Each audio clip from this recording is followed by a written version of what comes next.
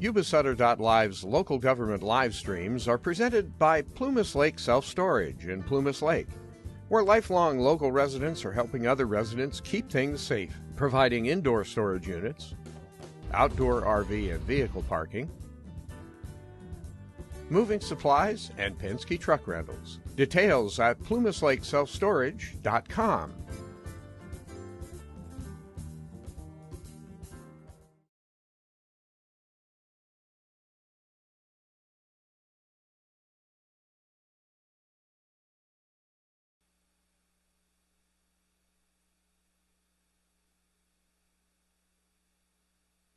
Recording in progress.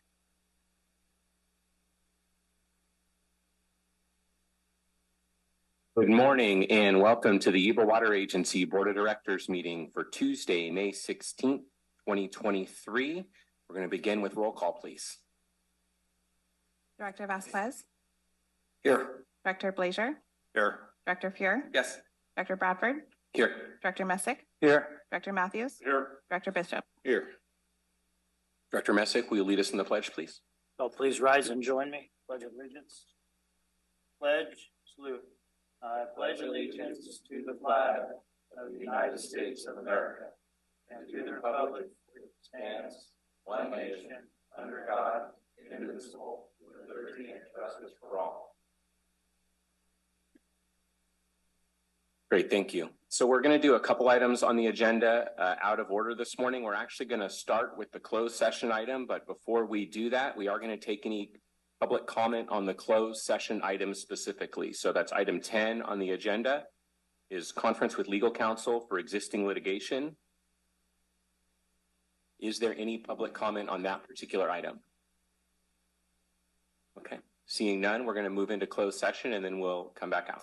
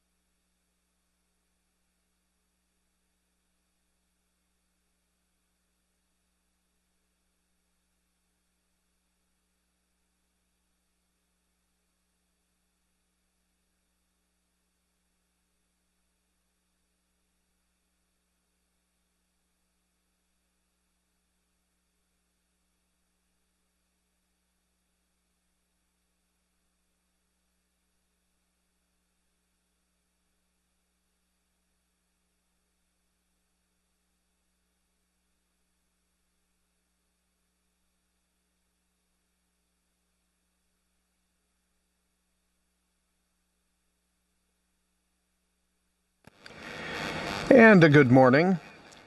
The Yuba Water Agency began its meeting this morning and immediately changed the agenda to go into closed session at the beginning of the meeting to discuss one item. We are waiting for them to come back to resume the meeting, and as they do, they will proceed through the agenda. You'll note that the last item on the agenda is considering a budget of $39,460,000 for construction of the new power system headquarters. Ordinarily, one would see documentation, much like what you would see in Agenda Item 8, documenting the expenses and how the money will be spent, but they have not provided that kind of documentation here, although they do provide a good background on the history of this particular project, which has been underway for 6 years. Today's agenda item would authorize the general manager to execute all contracts for the project. It would also have the board approving the budget of $39,460,000, which is not attached to the agenda. So, again, we are waiting for the Yuba Water Agency to return from an unexpected change in the agenda, which was to go into closed session to discuss this item. We'll put it up on the agenda for you here.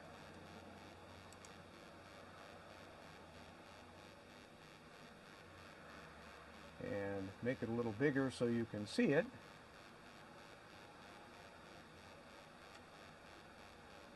So they are discussing litigation pursuant to Government Code Section 54956.9D1, the South Yuba Water District versus the Department of Fish and Wildlife in Sacramento County Superior Court. This is the item that is currently being discussed in closed session, which was an unexpected change to the agenda and has delayed what could be an otherwise fairly quick meeting. The Board of Directors took public comment briefly, there was none, and did not yet move into approval of the consent items, which includes approval of the minutes of the meeting for May 2nd, consider changes or consider approval of the communications policy, consider approval of minor changes to the budget and finance operations policy, consider correction of the minutes for the January 12th, 2023 board meeting, and then they would move into discussion items. That includes considering approval of grants and loans for up to $3.6 million in community impact grant and loans for March. This was the March window. That would include approval of a grant of up to $25,000 for the Olivehurst Public Utilities District to operate the community swimming pool for the 2023 season.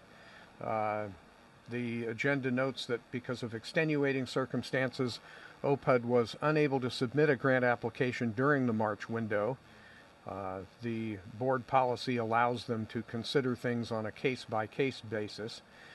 Staff includes the OPUD grant funding request for the board's consideration, points out that the board authorized a $15,000 grant to OPUD for the 2022 season, and staff and OPUD, the Olivehurst Public Utilities District, are collaborating on options for long-term sustainability of pool operations. Looks like the board is coming back from its closed session, and Chair Gary Bradford will pick up the meeting. This is a meeting of the Yuba Water Agency, their regular 9 a.m. meeting. They just had a closed session, changed the agenda at the beginning of the meeting. Coming up a little later today at 6 o'clock, the Marysville City Council regular meeting, and also simultaneously on a separate screen, we're going to do as listed on the agenda. So the next item we're going to do is under discussion items, item number 8, approved by emergency contract actions, repair. Canal crossing at Ostrom Road. And a 6/7 vote is required for this approval. Good morning, Ryan. Yeah, good morning, Mr. Chair, members of the board. Ryan McNally, your Director of Water Resources and Flood Risk Reduction. Before you this morning is a request from staff to approve by a 6/7 vote an emergency contract actions to repair the South Canal crossing at Ostrom Road. So on May 5th, staff discovered a failure on Ostrom Road at the South Canal crossing caused by one of the 96-inch culverts had failed underneath the new roadway. And so taking this action this morning will allow staff to just go in immediately and repair that as appropriate. I can get into a little bit about what happened. I don't know if the board has many questions on the project itself.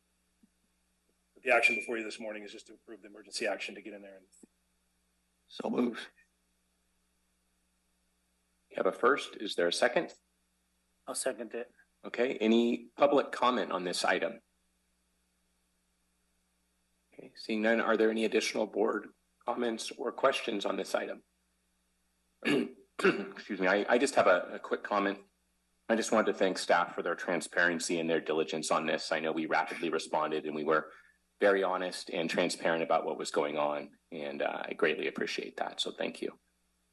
I wanted to ask if, I don't know if these culverts do these date back to the early 80s or were they, and do we have others, we must have other crossings. Are we concerned about some other spots? Yeah, Director Bishop, that's a good question. Yes, we do. These were all constructed in the early 1980s. And so we suspect many of them are probably approaching end of life. So last year we initiated a capital improvement project study just to go through and see which of these facilities are in the need of most in need of attention. And so we have that listing and we're going to be working with the South member units to initiate those projects. The problem that we encounter is the construction window for these projects occurs after fall decomposition water prior to spring flood up. So it's kind of counterintuitive to the normal construction cycle. It's only a matter of 2 to 3 months. So we're going to have to be very strategic on how we do these projects and the timing of them. Yes, to answer your question, yeah, we are, it's on our radar to do these in coming years. Okay. And then the other question is a big part of the cost is pumping water across the road. So I assume we've ruled out substituting groundwater for sure. No, we have not ruled that out. In fact, we're having that discussion right now. It's ongoing about potentially getting through the remainder of the flood up season or the next couple of weeks of flood up to June 1st, and then potentially transitioning over to groundwater substitution, depending on the economics of it. And one thing we're taking a look at, our groundwater team is analyzing the groundwater basin to see what kind of impact that might have. Thank you, Director Bishop. Great questions. So any additional comments from the board? Okay, roll call vote, please, Mandy. Director Bishop, Yes. Director Bradford, Yes. Director Vasquez, Yes. Director Fuhr, Yes. Director Messick, Yes. Director Blaser, Yes. Director Matthews. Yes. Great, thank you. With that, I'm going to turn the meeting over to Vice Chair Blaser, and he is going to continue with public comment.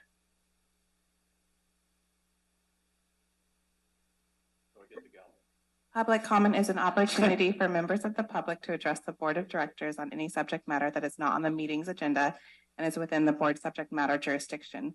Public comment periods are limited to 3 minutes per person, and the total amount of time for public comment is 15 minutes.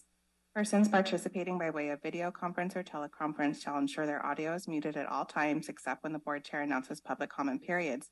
At those designated times, members of the public wishing to speak shall enable their audio and state their name for the record. When multiple members of the public wish to speak, the clerk will determine the order of speakers and announce their names accordingly. To ensure proper conduct, the board reserves the right to mute the audio and video of any member of the public, violating generally accepted principles and decorum of official public meetings. Thank you. We're going to proceed to consent items. These are typically approved at one point, but yeah, I will. So these are typically approved on one motion, but before that, we're going to ask for any public comment on any of the consent items. Or any public comment. Seeing none, do we have any comment from the board? Okay. Do we have a motion to approve the consent items? And a second? I'll second. Oh, we have a roll call on that. Of course, Director Bishop, Yes. Director Bradford, absent, Director Vasquez, Yes. Director Fear, Yes. Director Messick, Yes. Director Blaser, Yes. Director Matthews. Yes. And I apologize, can I confirm who seconded the motion? Wayne. Thank Director you. Bishop. Okay. Consent items are approved. We're going to move on to the discussion items. Item number 5 is consider approval of grants and or loans for a total amount of up to 3.6 million pursuant to the Community Impact Grant and Loan Program Policy for the March 2023 application acceptance window. And who is presenting that? I will do that. Good, sir. Good morning, Vice Chair and board members. Jim Attrition, Clerk of the Board, and I serve as Management Analyst and Coordinator for the Grants Program at the agency. You've read this item, I'm sure. I also provided some hard copies of the grant summaries as well as the grant tracking spreadsheet just to kind of give you a general overview. Just a quick background first. On the May 2nd Project Operations and Development Committee meeting, that committee voted in favor to approve or move these items forward as prepared. All the grants you see on your spreadsheet there. They also, I wanted to highlight that they approved additional funding for the OPUD seasonal community pool. It's the only pool in the county, I understand, that is for public use. And the pod wanted to bring that forward for your consideration as well. So there was an addition there. The total amount, as mentioned in the board item, is 3.6 million for this particular round. And each of the grant program managers are going to be giving you a quick summary of each of their program areas. If you have any questions for me, I'll take them now, otherwise I'll get started with Jackie Silman, who will introduce the Bill Shaw grants as well as the OPUD pool community item. I also will want to extend my thanks at this time to all the grant applicants who are here today or either online or in person. Their continued support is always welcome as well. Thank you. Any comments from the board? No. Welcome. Okay, very good, Jackie. Welcome, Jackie. Okay, thanks. All right.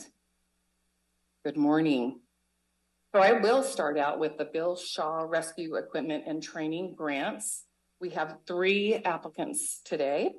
We have the City of Marysville Fire Department, Smartsville Fire Protection District, and the Yuba Sheriff's Posse. They are either here on Zoom or in person for any questions. So the first applicant was City of Marysville Fire Department. This was for wildland hose. The Marysville Fire Department takes pride and, of course, dedicated in providing the highest level of service. With this commitment, it takes numerous tools and equipment. The Marysville Fire Department has numerous wildland areas in and around the city that are threatened. So with the wildland hose, which is used to combat these fires, it's inherently thinner and lighter than traditional firefighting hose. And unfortunately, this makes it more sustainable to damage, causing it to be replaced more often. So as with all goods and services, they are battling an increase in prices and availability. So this grant for $10,000 would resolve the financial hurdle of reaching this goal. Vice Chair, would you like me to go all 3, or would you like to do one each time for a vote? Oh, I think we can vote on all of them at one time. Okay, then I will continue on. The application 2 is from the Smartsville Fire Protection District Protective Equipment, assist in the purchasing of personnel protective equipment, PPE, for the employees and volunteers for the district. These funds will help leverage $18,998 from the CAL FIRE for these items. All the items requested are required to provide their fire personnel with those resources needed, of course, for safety. Items to be purchased are listed on your attachment. So that, and they are requesting as well $10,000. The Yuba Sheriff's Posse seeks grant funds to purchase equipment used for search, rescue, and recovery assignments in coordination with the Yuba County Sheriff's Office and the State Office of Emergency Services. Specifically, the equipment purchased, if grant approved, will include 2 electric assist all-terrain bicycles, 1 single axle utility trailer, 6 portable power banks to charge those cell phones, satellite phones, GPS units, and drone batteries. And of course, ropes and rope pulleys. So with that, there are questions they are here to answer for you. So do we have any questions from the public? Any board comments? So I believe we're ready for a motion. Are we going to approve the entire list or just the Bill Shaw grants? I think it would be better if we went through each set of grants. Okay. All right. Move to approve the Bill Shaw grants. Second. All right. First and second was Director Vasquez, and second was Director Messick. Yes. Okay, we have a first and a second. All in favor? Aye. Aye. Okay, and then I'm going to go on for the Olivehurst Pool, Olivehurst Pool Public Utility District. So the Olivehurst Pool is funded from property taxes and what they called Old Town Olivehurst, which I just learned about. The pool shares taxes with the fire department, parks, street lights, Johnson's Park Drainage Canal, and the youth center. So unfortunately, the pool receives a very small portion of those taxes, usually only a few thousand. Then they also have entry gate receipts from the year before, which is typically around $2,000. And any budget shortfall between the grants, if they are received, would be roughly $8,000 for the pool. They've been using surplus from the street lights, but when they put in the LED lights, of course that saved the energy, so there's not a lot of surplus there. So they've used that for the last 3 years, and that's pretty well going away.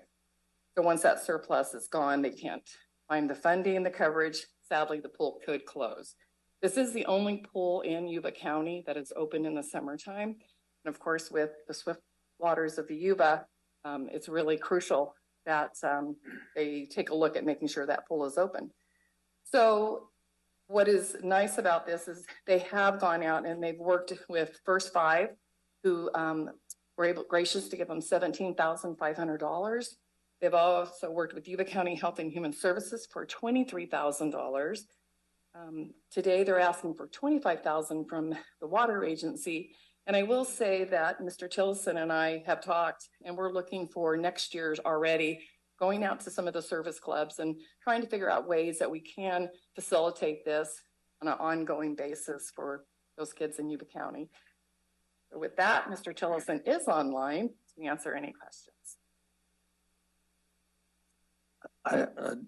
Through the chair, I'd like to just say, like she says, that's the only pool in town south of the river, and it's been used ever since I've been here for children to learn how to swim, and they have yearly passes now. And if the board would consider sponsoring 1 or 2 kids, it makes all the difference in the world to their life. And I've had people come up to me after years and say thank you. So, well, you know, I'm a big advocate of pools. It's not only the safety, but it's providing, you know, activity for the kids, and that's almost as important as the safety. More activity for the youth. And who do we have online? We have Mr. Tillison is online. He's the Olivehurst Public Utility District General Manager. Okay, would you like to go ahead? Good morning, members of the board. Yeah, I think Jackie covered it pretty well. Can you all hear me okay? Yes. Okay, good. Just making sure. Jackie covered it pretty well. As she said, the pool receives very little funding. Not sure if you all know this, but public pools are not a moneymaker. In fact, they can't really sustain themselves at all on gate receipts. You'd have to charge, you know, $20 or $30 or $40 every visit to do that, and that's just not. You know, so it's a public service, it really is. And we always appreciate all the grants we get from our partners around the community. If there are any other questions that I can answer, I'd be happy to do so. I have just one. Do we know the number of users of the pool over a season? Yes, typically for just open swim, it's usually close to 1,000. Now, a lot of those are repeat, people coming in. The real numbers, though, that we look at are the free swim lessons that we provide to kids 5 and under. We've been doing that now for, it's been probably like 10 years now with First Five.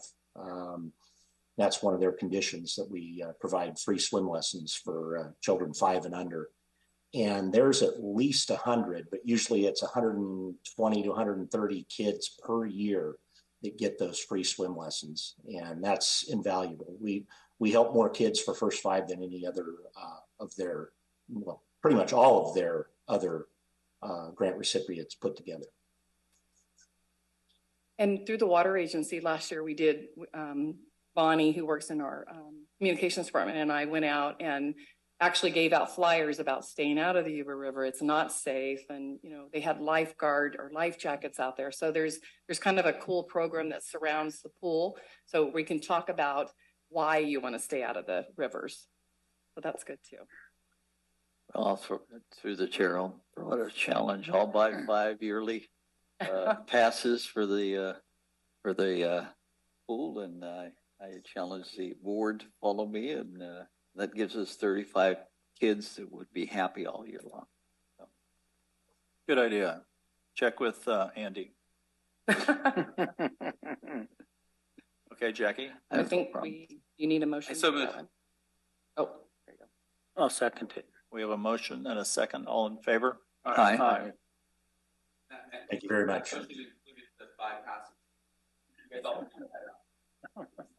Step up, guys.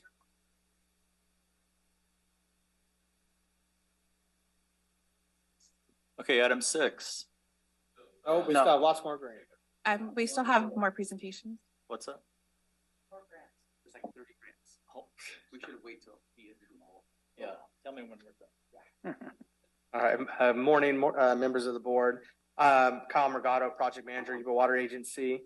I'm presenting the flood risk reduction grants today. We have 5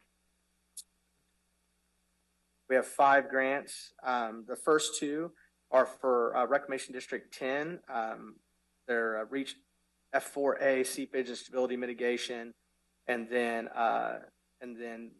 4B seepage and stability mitigation.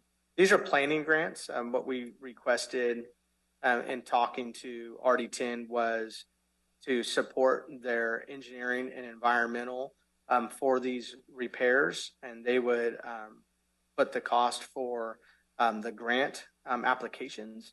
So what we're trying to do here with this grant is give them the ability to create the strongest package possible to be able to go out and then find grant funding. And much like our North Training Wall project that we have done earlier too, is on the back end, there's always a possibility that some of this money we put it forth today can be used as local share for the overall project. And then after that, we have RD10, 817 and 20103. They're all basically the same grant for the 3 different reclamation districts. This is, we don't quite know yet, but we're hoping a 1585 split for grant funding for ag base resurfacing for roadways for levee maintenance that DWR put forth to the reclamation districts. So our recommended funding, it would be the 15% of that, supporting the larger, the 85% from the state and those are the flood risk reduction grants. Any questions? Any questions from the board? Yeah, so when we talk about seepage and stability, so you're essentially studying whether we need to put in a barrier. Yeah, it's to look at what would be needed to mitigate seepage in those areas. That would be to be determined, right? Whether it's a cutoff wall or trying to get away from relief wells and stuff, because Army Corps getting away from accepting those as much. So most likely an evaluation for like a cutoff wall. That way we can harden up those levees into the future. Go ahead. So is this all part of a longer term plan for RD10? Right. Yeah. And it's a plan for, strengthen, not only, we've really focused on a lot of our urban levees.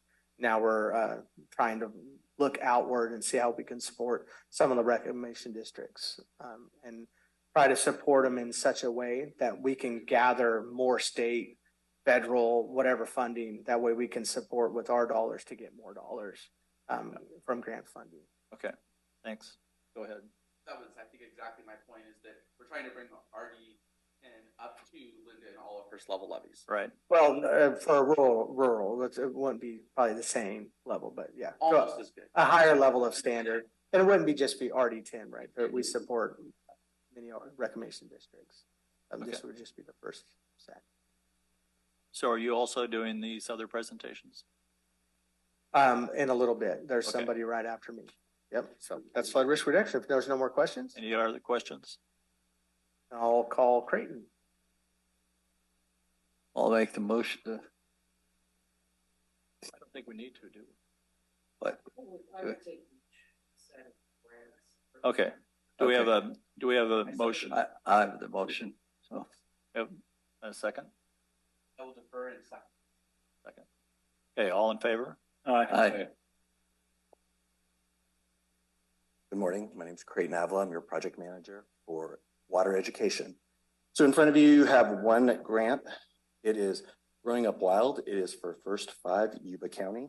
And this program is like a teach the teacher program. They're going to go out and implement a program when it comes to project will expand outdoor education opportunities and wildlife and natural resource conservation for kids 0 to 7. But the emphasis is really giving in to those people who are going to teach those kids. So they're going to go out and teach the teachers who will go in. Any questions? To the chair. Does this include any canoe trips? No canoe trips. Oh. No, that's a whole separate, okay. A wonderful grant. I'll volunteer. Yep. So I guess my only question is, how do we get the teachers that we taught to teach kids before they get into school? So what you do is you have preschool educators that are involved in that. You also have informal educators. So educators when it comes to family, grandparents, child care providers, things like that. Yep. Both formal and informal. Well, the First 5 program is extremely important. As they explained to us before, the development of the brain is 90% of it happens in the first 5 years. And they have a small staff and they accomplish a lot. So is that a motion? I'll make a motion. You have a motion and we have a second. All in favor? Aye. Mandy, I'm going to recuse my vote on this because I'm on the First 5 commission as well. You have all the fun. I abstain, yeah. Okay, so we're back to, is this going to be the RD 817? Nope, this is this is water supply North now. Yuba Water. So this would be there's 7 water supply grant applications. The first 4 are for North Yuba Water District, water meter replacement, storage tank improvement project, the Helfer Stout Flume engineering analysis, and Forsyth Road repair. The first 2, the water meter replacement and the drinking water storage tank, we are providing local cost share and support to some grant funding they got to replace water meters and 792 water meters, I believe. And then also to improve and replace 3 of their main water storage tanks. The Helfer Stout Flume is, in my time years back, this is a really difficult area of flume to even get to or maintain. So this is a grant to help them do the engineering analysis on that. It's way out in the boondocks and one of the old wooden frames flume. So the engineering analysis on that. And then the North Yuba will be providing their in-kind labor to support that engineering analysis that we would be supporting. Forsyth Road repair it would help them support their matched funds to do some road repair. Olive Hurst Public Utility District, there's a hydro-pneumatic tank project. The tank has been out of service since 2008, but they need to bring it back online and get it repaired to minimize existing water hammer issues and concerns with surrounding methane, and it also would improve the reliability in the system. And then lastly, the Arboga transmission main project, that's not lastly, main project design would be an assistance also with a small cost in kind from OPA to support our dollars on that.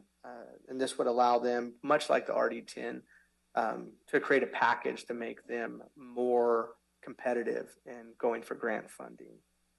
And now lastly, the Station 14 design redesign would be the same type of situation where we would be helping them do the redesign and mitigate efforts over the past 15 years to help with design and work survey site conditions. And then they would provide their own in-kind labor to support that. That's all of the water supply grants that we have before you today. Staff recommends approval. Okay. Any comments from the board? Move to approve. We have a motion. I'll second it. And a second. All in favor on the water supply management grants? Aye. Aye. Aye. And next we have Jim is going to present. I'm back for one of these items. Mr. Vice Chair, other items. Broadband programmatic EIR that Yuba County has applied for $250,000. I wanted to just point out that the county's broadband EIR project is truly demonstrates a substantial public benefit. It not only benefits emergency response times, that ties into flood event protection, monitoring, and reduced water supply usage by enabling opportunities for more precise agricultural techniques as provided for in your staff report. Future broadband development will further improve communications throughout Yuba County, including communications between Yuba Water Agency facilities. That's a key component for this, and staff recommends support for this broadband EIR. Okay. Do you want to take them separately for a motion? I think we can do those three together or not. Well, we already did the pool. We've done the other ones that way, probably should. Okay. Together? Separately? Separately. Okay. Do we have a motion? Andy? Move to approve. And a second? Second it. All in favor? Aye. Thank you very much, gentlemen. Give it back to Creighton. We just got one more. Two more, sorry. Creighton Avila again. And in this case, I'm your project manager for restrooms. So this is your restroom up around the Ponderosa Park. Two things. This is number one, contingent on a support letter from the county. I don't think we have a problem there. They're just going to get the letter. Two is the restroom is actually located just off the park in a property the county owns. It's close to the Sutter Medical Building. There's another building there that the park has indoor events at. So bands when it's cold, they have music in there, they'll have comedy in there. So there'll be a restroom just outside of there. And it's on county property, close to the park. Any questions? No. So moved. Second. Any questions from the board? No. We have a motion and a second from Jon. And all in favor? Aye. Anybody opposed? And it passes. One more, I believe. OPED. Thank you for the revolving door of staff. We wanted to come up and present each of our items. So they're subject matter experts, and I don't know all those things. So I leave it to them to describe. If there's questions, I won't know how to answer them. Just one more item. This is an important item from the Campbellville Community Services District. This speaks to their cash flow loan recommendation for the Campbell Gulch Diversion Reconstruction Project. Also a technical project is a cash flow loan. They've applied for and received grant funding from the Department of Water Resources. This cash flow loan just helps them keep it going while they're waiting for that reimbursement to occur from the state. And we also have a representative, Richard Dickard is here if you have any questions that are of a technical nature, so I can kick it over to him. And if none, that's okay. So moved. Any questions from the board? We have a motion and a second. All in favor? Aye. Anybody opposed? No. And we have. I will offer, Mr. Vice Chair, thank you very much. If you would indulge me for a moment, if you would, any of the grant applicants who are present in the room or online, if they would have any words for the board, we would allow that, sir. Yes. Do we have anybody that has any further comments?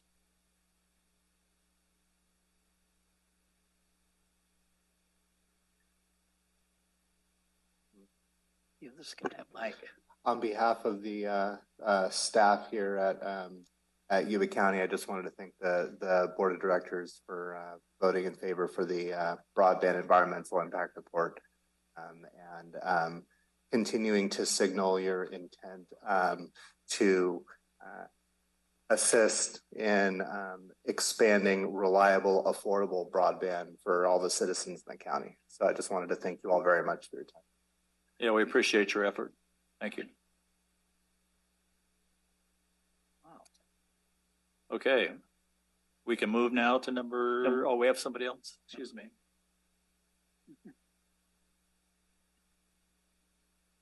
Leona with North Yuba Water District. Just wanted to say thank you very much for all your help and support. Accomplished a lot, but we have a long way to go. Again, thank you. Welcome. And we have one more. Hi there, my name is Katie Burdick. I've been working with the agency since 2010 as a consultant. I've got a bad vocal cord. I'm actually not getting ready to cry, which I've been told is what it sounds like. So I just wanted to remind all of you that all the work that you've done today and the projects that you voted in affect people's lives day to day. So it's easy to sort of get caught up in the paperwork and the tables and the numbers and forget the citizens that you're supporting. So I just wanted to thank you because I circuit ride all over the county all the time and people appreciate it. So thank you. Well, thank you. Thank you. That is why we're here.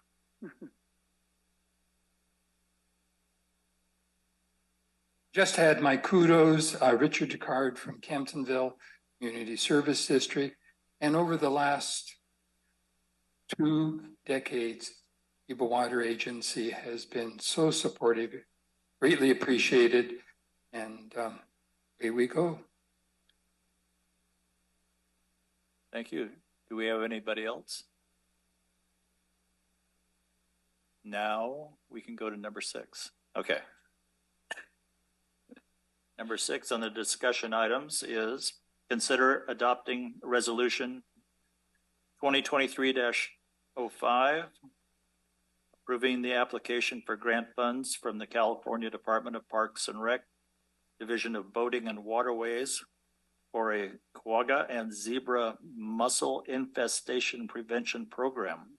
And who is going to do this? Good morning, Vice Chair. Good morning, members of the board. My name is Jessica Nichols. I'm environmental specialist with Yuba Water Agency. So I'll be talking today about the application for grant funds from the Division of Boating and Waterways. In August 2021, Yuba Water Agency's Board of Directors approved an application for a Tier 1 grant from the California Department of Parks and Recreation's Division of Boating and Waterways that funded the development of Yuba Water Agency's Drew-scented mussel prevention program.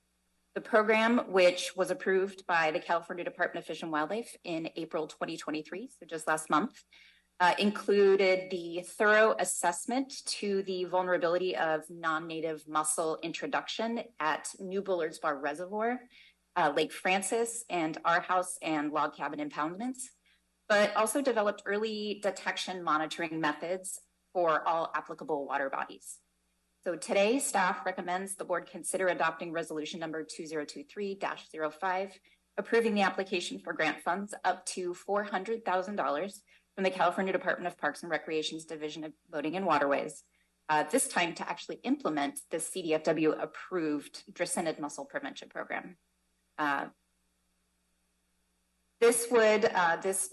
funding from the Tier 2 application would actually further our preventative monitoring efforts. So our monthly monitoring efforts, it will also include a portion of some public education and outreach at our launch sites. Through the chair, I don't think the people appreciate the way these mussels take over and the damage they can do to almost all flow mechanisms, valves, and you know, I don't know how it's working in Clear Lake, but thank you very much for stopping it, hopefully before it gets too far. So right now, there are a lot of lakes that already have this requirement, right? Correct. Yes. So this is a CDFW or California Department of Fish and Wildlife requirement that each agency or organization that owns reservoirs has to develop a prevention program and implement that program. So the Tier 1 funding that we had already had approved developed that program, and this next round of funding is going to be to implement that prevention program. Okay. Are there any questions from the public on this? Any questions from the board? I have a silly question. There we go. How does a non-native mussel invade? Most of the time it comes from recreational vessels, so from boats, so they have something on connected props. to the bottom of their, got it. Correct. So it's in high recreation areas. So New Bullard's Bar Reservoir, which we all know is a great fishing opportunity. People come from, you know, all over the state.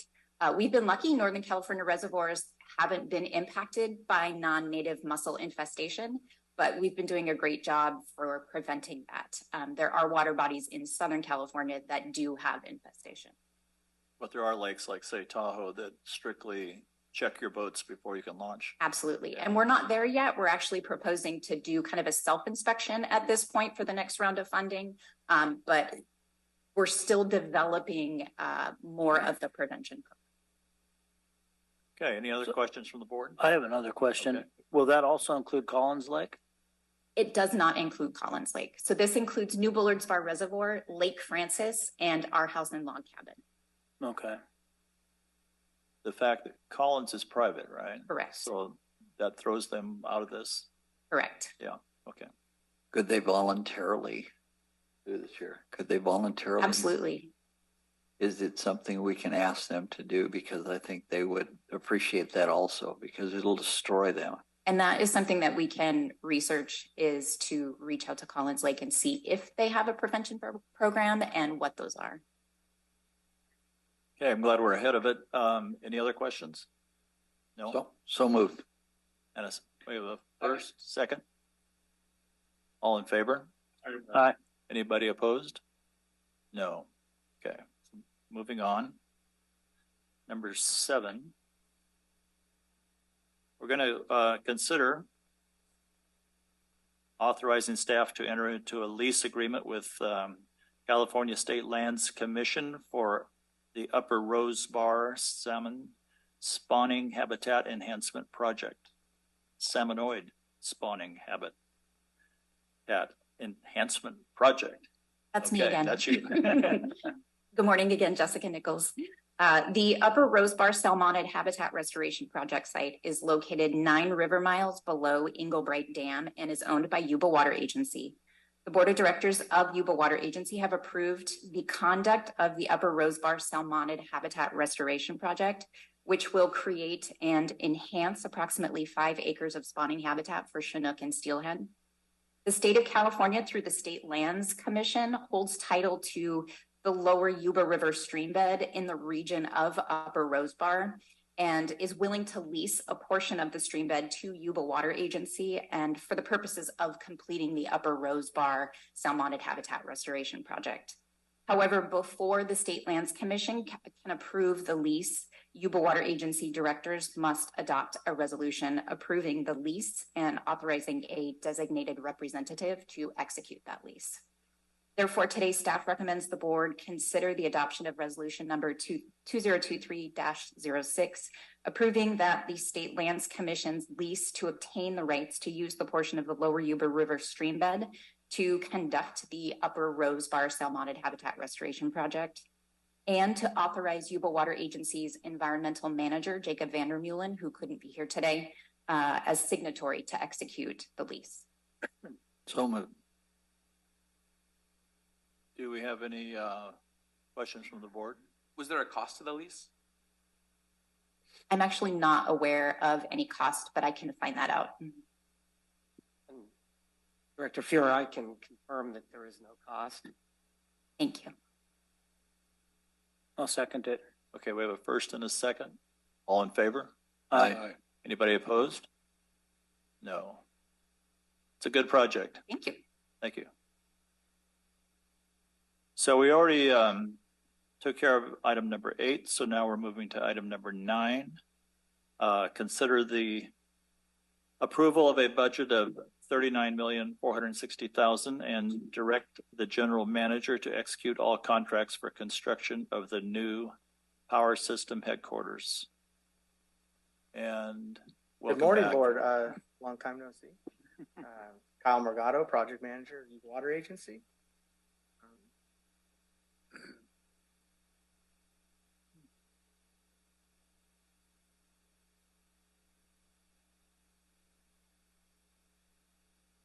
So today I'm going to give you a short presentations, power systems administration building and additional facilities. This project started a long time ago, actually even before I was hired in 2019. So I'd like to start these meetings out with kind of the guiding kind of statement as we've been working through this project since 2017, actually. Is to facilitate the needs of Yuba Water and the agency's personnel to best maintain the Yuba River Development Project, provide a great work environment, and support the community presently and into the future. That's kind of our kind of guiding statement as we've been working through this project. Just wanted to give you guys kind of a timeline since it's been in the works for quite some time. So in 2017, we started this kind of journey, and we identified a property on Lake Francis Road, and we had a power systems administration building, a warehouse, some outbuildings, communications tower, and we're moving through that design process. Made some presentations back in those years for the board for that, and in 2020 we kind of brought it to agency personnel to talk about the building and how it was going to help personnel and our work lives. And it was on Lake Francis Road, which is a 1-lane road. At that point, the agency decided to step back and form a committee and try to really diligently go through the place that this needed to be located. So at that time, we decided to define scope with 38 parameters, 8 of which were requirements for the location of our new facility.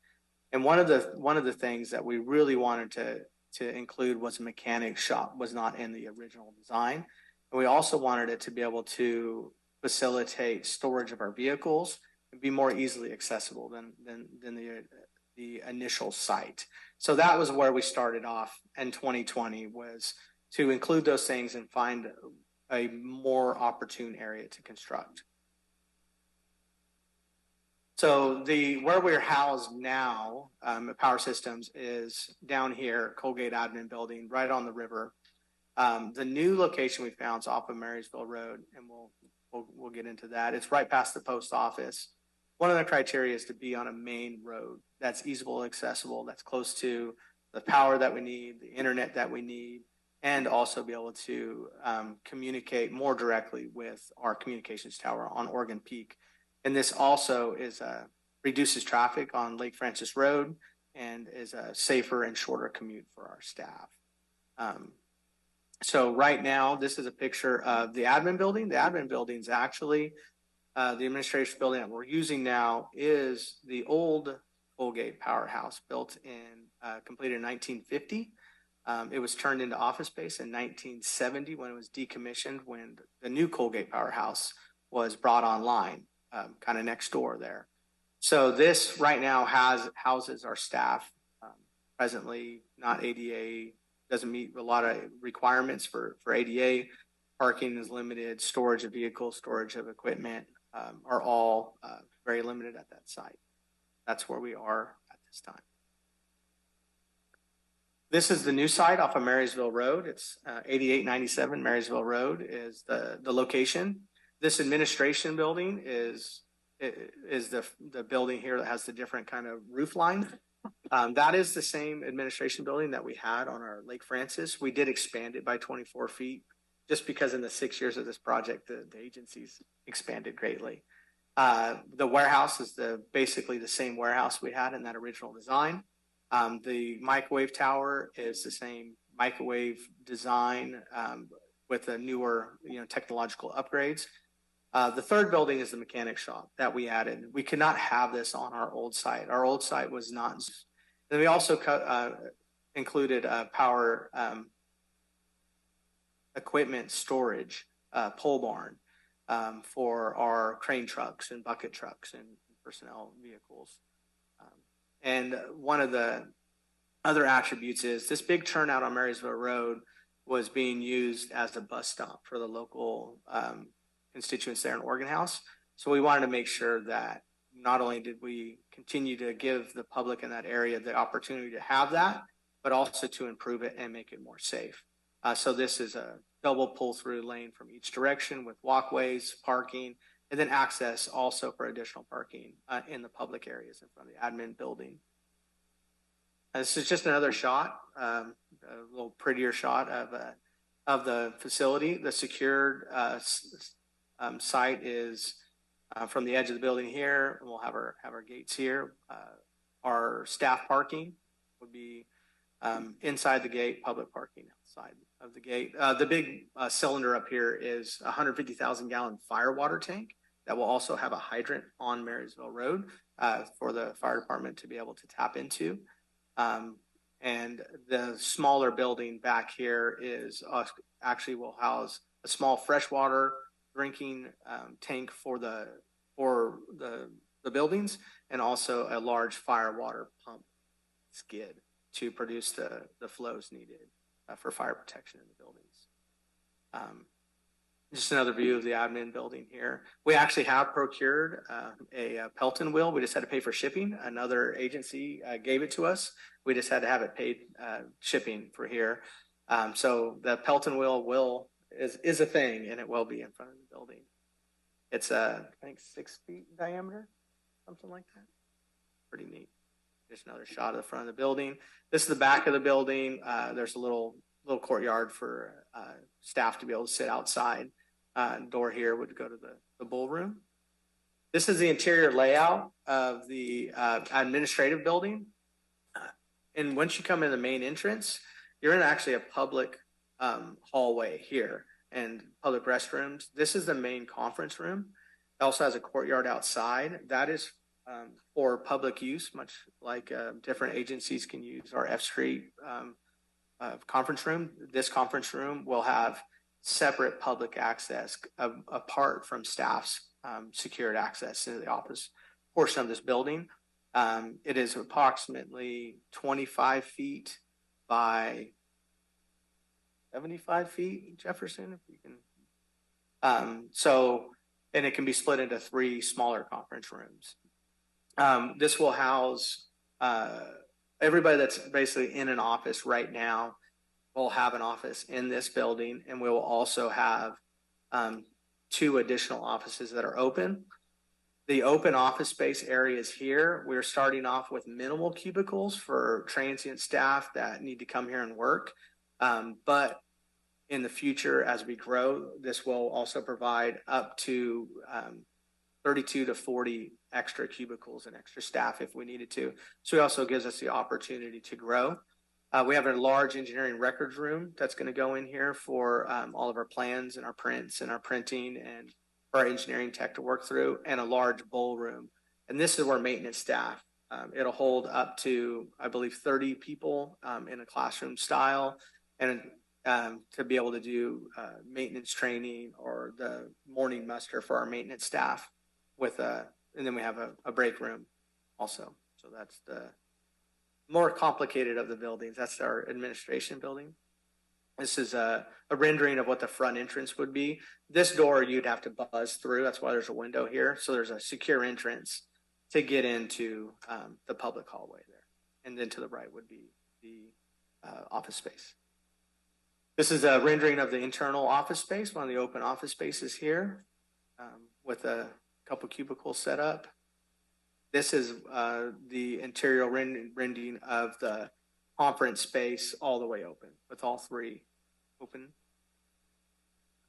This is a outside rendering, a kind of a shot that we have of the warehouse and the communications tower. Reasoning for the warehouse is we actually lease a warehouse on KB Road right now, have our own warehouse space, and we need additional space on top of what KB Road. We have some stuff at our facility in Hallwood and kind of have stuff kind of stuck in corners and stuff. This will allow us to bring everything into one place. One half of the warehouse is climate controlled and one half is not. Just depends on what kind of equipment we're storing would be where we place that. 16-foot tall doors, 14 feet wide, with a door between the climate controlled site and the non-climate controlled. We also will have our server room, fiber, and communications tower equipment in a room here. We have a little bit more office space, bathroom, IT tech, comm room. This is our mechanic shop.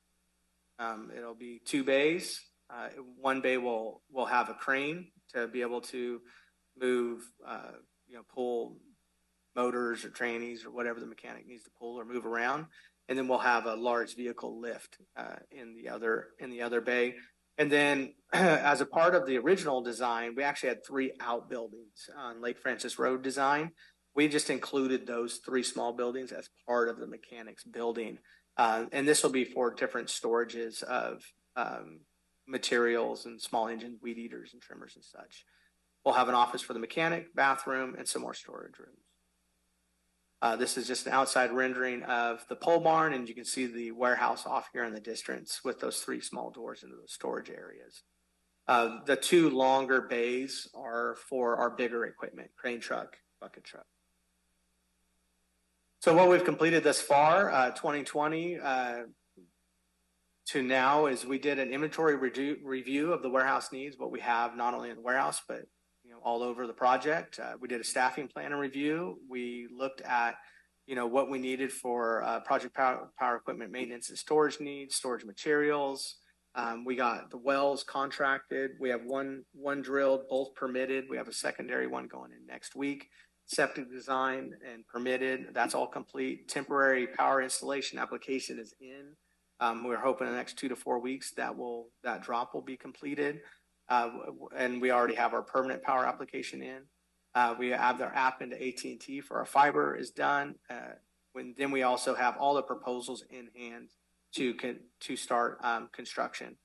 Design is obviously complete with technical specifications. Pre-qual was complete and bidding was completed. This is the overall budget. Guys, the most important number you can't see. Move this thing. Wow. So So the original engineering estimate, when we brought the CEQA, I believe last month, we said between 35 and 45 million. Or the bid, we had two bidders, one at 35.16 and one at 32.5, just roughly. And the parent low bidder was the 31.6. All of the other costs are construction management. It's a 2-year project, so everything multiplied by 712 days gets kind of expensive. So we have our construction management. That's our on-site service for every day that the contractor's there. Comm support for oversight of the communications tower construction. And then we have our design support, and that's who submittals and everything will go through for the 2-year period. with staff time, utility connections. FF&E is just the furniture, packages for the buildings, cubicles, and everything else. And then we have, we will have an integrated IT security and fire alarm system that we'll actually have installed under oversight of our IT department with a 10%. That's 35 million, 35.8 with a 10% contingency. So today, staff is asking for the board to consider approval of $39,460,000 budget and direct the general manager to execute all contracts for construction of the new power systems headquarters. So this is just approval of a budget today and the power for the general. I think it might be helpful just to once again explain the consolidation. What we are consolidating into the new facility? Yeah, so the new facility is going to consolidate a warehouse that's on Kibbe Road, but we also have stuff stored at our water treatment plant, kind of a yard up by Bullards. We have another warehouse up at Bullards that has some equipment. We have staff, office staff that are in an admin building down on the river in the admin building. We have equipment storage is spread out between those locations also. So we'll be able to consolidate all of that into one location and have a kind of a power systems facility that we never truly has existed. At 2016, all the maintenance before that was not done as much in-house, and we didn't have all the staff that we have now. So this will allow our staff to report to a more, localized and consolidated area, but also will create more safe driving conditions on Lake Francis Road, which is a really small road, puts us in a more main thoroughfare. It also will help recruitment of new hires because of the location reduces commuting time, and also is just a nicer place to work from. Traffic down to Colgate will probably be cut down by what, 2/3 or more. Really, the only traffic that will need to go down there is would be operators, because our operations is still out of Colgate Powerhouse. Yeah, that's a treacherous road. And it is, and especially for deliveries of equipment. Sometimes we have deliveries that come down that hill that need to go elsewhere. They have to go back up. So deliveries of large equipment and stuff also, but all the engineering staff, the admin staff, none of that would need to go down to Colgate unless it was for a Colgate Powerhouse specific reason, like an outage or, a unit trip or something like that. So all the staff there are basically coming from the foothills. But from anywhere, right? That location on Marysville Road, you can come down 49 and come down. Well, I mean, are they relocating from their offices up in that area, or some moving up from the valley? No, that's the staff from Colgate. So they're all already up there. Yes. Yeah. Yes. Okay. Yeah. All right. What will the old facility be used for? So that's the next plan after this would be, what do we want to do with that? It's been kind of pulled together to the space it is now. There is no machine shop in the new facility. So one of the ideas, these are just ideas at this point, would be we had to create a bull room in the bottom of that building to try to give a break room and bull room for staff, would be to try to expand that back out and create a better machine shop for the guys, since most of the machining and larger stuff we presume would be going down there.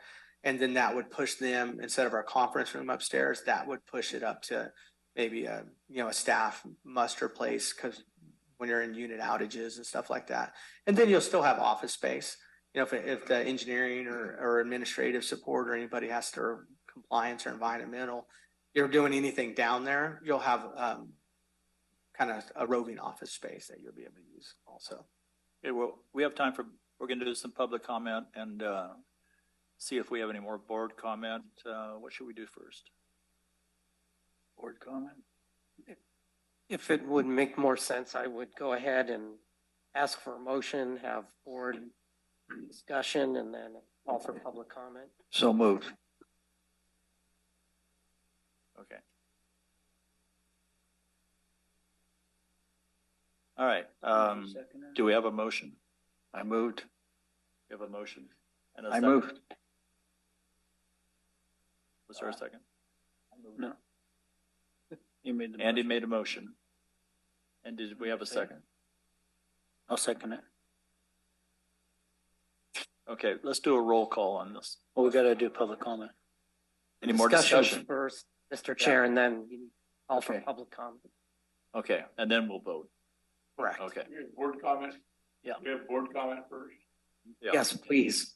Could you give us a rough idea of the number of people that we have both total in the agency, say leave in the 90s, and how many would be in the new building? I would say approximately half. Yeah. And But room for more staff, right? More staff than that, that'd be permanently up there, would be about half. But we have the space for transient staff. Like if we want to have a big meeting, the conference room will hold 100 people. The conference room will hold the entire agency. And the parking lot will hold how many? The parking lot, yes, we'll hold how many cars? It's over 100. Public, that's public and behind our fence. Any more board discussion? Yeah, so I have another question. So you'll be able to get rid of the warehouse you're leasing? Yep. And then what about the other facility on Highway 20 in Hallwood? You said you had stuff. Oh, you said about the Hallwood site, that's not power systems right now. That's IT. Okay, you're just using that for storage. Yeah, but that is it's a large acreage footprint. So I think we have like the cages for our pump system. I think our intake for our pump system. So we have some stuff that we have just laid down there, some trailers and stuff. But we only have, I think, 3 staff that work out of Hallwood right now. Okay. And that'll be consolidating our other buildings for another day. What's the total square footage of all the building? Almost 50,000 square feet. And is there space on the site for more buildings in the future? If you do that? We're developing 6 of 20 acres. So that's the other reason. One of the requirements that we went with this property is the ability to expand in the future. So the building itself has, like the administration building right now, we have the ability to house another 20 or 30 people just in that one building. But then we also have the additional elbow room. I unshared outside the pole barn is a large laydown area for us to be able to lay down large equipment, but that could also be expanded to more buildings. And then we have a lot more land out there also. If you notice, the site was very linear, kind of left to right along the road. And that was just to take advantage of cut and fill and takeoffs, because it goes up. That's why the firewater tank will get a little assist by gravity at the back of the property's a hill. But yep, we definitely have lots of extra space. Any other discussion? Okay, Josh, you want to should we call for the motion? Need to call for public comment first, Mr. Chair. Before we vote? Yes. Okay, we'll get this straight. All right, I think we're to the point of public comment.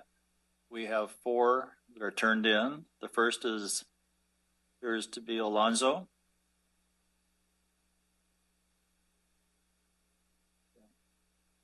And as we mentioned at the start of the meeting, there is a time limit of 3 minutes, so we'll try to stick to that. Thank you, board members, for giving me the opportunity to speak on what concerns me. My name is Alonzo Quintana, and I've been a resident of Sutter County for 7 years. My water bill and electricity bill, et cetera, are being paid in the county. And when taxpayer monies are being spent, we as residents of the county should make sure we have the most responsible contractor to perform the work. We should be hiring contractors who will meet deadlines, not ones having continuous repairs and making mistakes that will cost us more money in the long run, during and after the project is completed. We should not be looking at this short term, but long term, because ultimately we as taxpayers and residents are paying the price. I would like to see this project built right the first time, so I am urging the Yuba Water Agency to reconsider their choice in choosing a contractor to make sure you have the most responsible contractor for county projects. Thank you. Thank you. All right, so our second public comment is from Seth.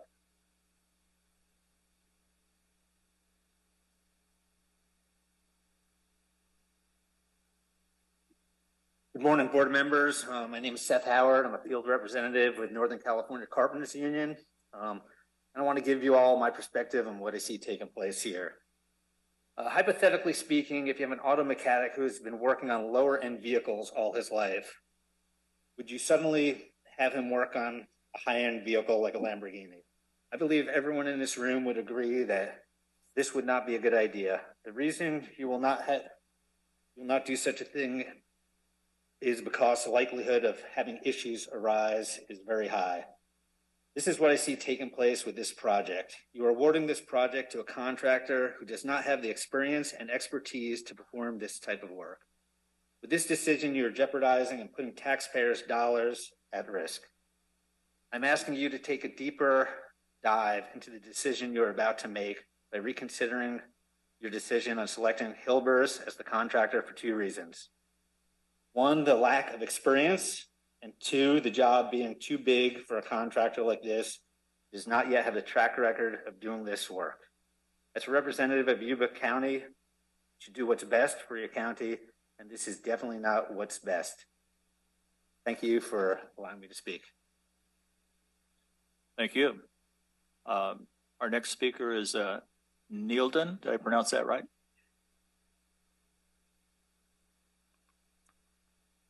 Good morning, board members. My name is Neilden John Charles, Senior Field Representative for NorCal Carpenters Union, representing 7 counties, including Yuba County. So I emailed you guys a bid protest on this project specifically, and I didn't get a response. So I want to take my 3 minutes to just read basically what I emailed to you guys. Please accept this bid advisory for the Power System Headquarters Construction Project on behalf of the members of Carpenters Local 46, which represents working women and men in Yuba County. In addition to our other duties as a labor organization, Local 46 monitors local construction projects to help ensure that fair and open competitive bidding practices are utilized and that taxpayers get the best value for their tax dollars.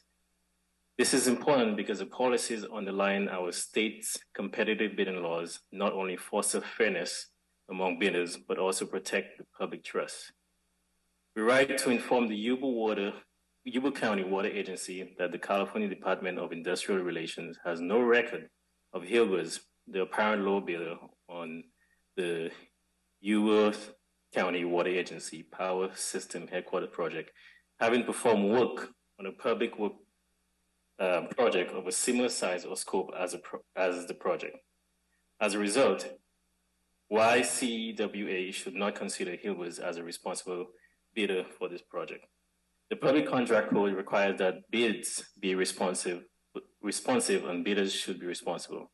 The code defines a responsible bidder as a bidder who has not demonstrated the attribute of trustworthiness as well as quality, fitness, capacity, and experience to satisfactory from the public work contract.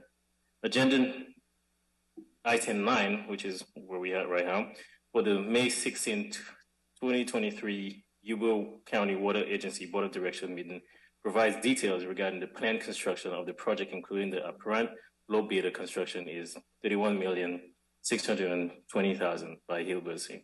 Additional costs for inspection, IT, security, fire alarm, furniture, staff time, utilities, and 10% contingency add $7.8 million. Therefore, the total budget for the project, which the Yuba County Water Agency Board of Directors is considering awarding Hilbers, is $39,460,000. While Yuba County Water Agency staff have not yet responded to our request for public records related to the project, which includes a copy of the pre-qualification form. The pre-qualification form associated with the 2020 Cottage Creek Electrical Facility and Microwave Installation Project, recent pre-qualification form available on the YCWA website, contractors to list recent construction projects completed, specifically the two largest public work projects completed within the last 5 years, similar to scope to those as defined on page 3. And B, the 3 additional largest projects not including the last 2 listed above, completed within the last 5 years. A review of the public work contract on the DIR Industrial Relations Database reveals that Yuba has not been awarded or completed a public work project with a valuation greater than 1.4 million in the last 5 years. The 1.4 million is approximately only 3.5% of the project valuation of 39.4 million. As Hilbers has no document experience successfully completing a public work projects of similar size, the scope of this last 5 years, Hilbers does not have the experience to satisfactorily perform the public work contract pursuant to Public Contract Code Section 1103, and therefore should not be deemed a responsible contractor. Neil, point of order. Can you kind of wrap it up? We're getting beyond the 3 minutes. Absolutely. Accordingly, the Local 46 respectfully urges the Yuba County Water Agency to reject the bids submitted by Hilbers for the power project. Thank you for taking the time to listen. Thanks for your time. Thank you. We have one more, Robert Blunt.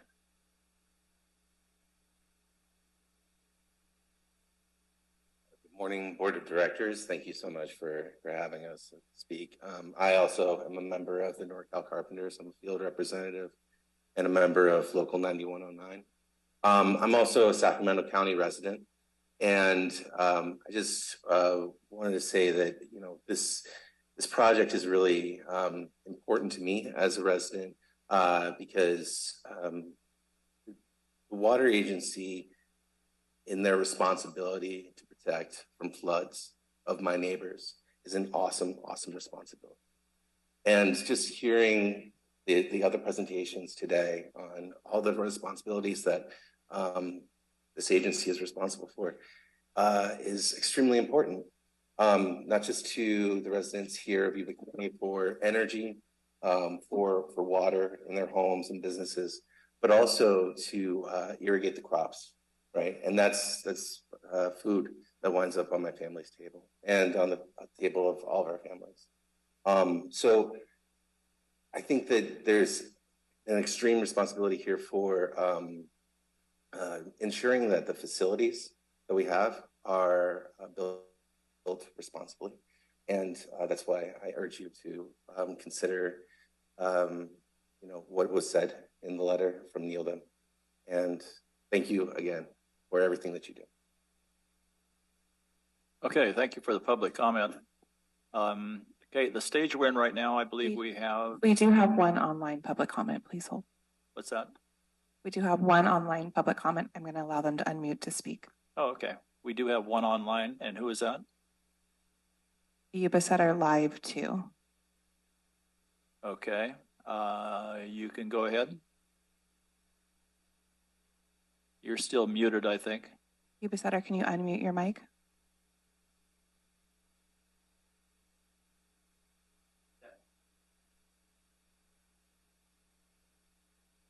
Yuba-Sutter Live 2, if you are out there, your mic is still muted.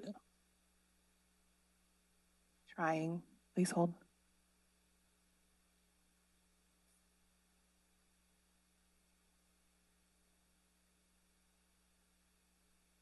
Seems to be non-responsive. He is messaging. Please hold. Okay.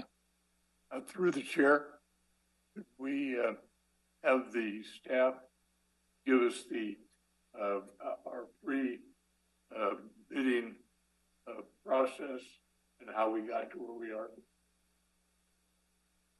Yeah, we can come back to Yuba-Sutter Live if you want to go and give us a little update on the bid process. Yeah, so we started a pre-qualification process this December 15th. We sent that out. We had multiple respondents. We had 3 contractors that pre-qualified, Hilbers, Roblon, and Landmark.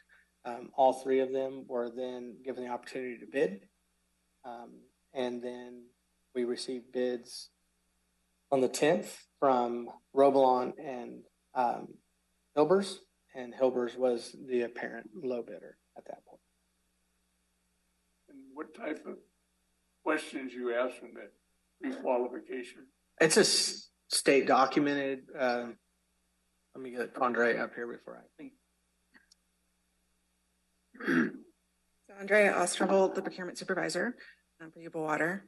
So in the standard pre-qualification process, it's a state mandated form that asks questions such as insurance, their fiscal reliability or fiscal soundness, goes through their bond experience in the past. We also include a few questions that aren't scored, but they're more their background. And those are where we ask about their projects, their experience doing different trade work. This project's very trade heavy, so it's looking at the various trades that are involved. Thank you.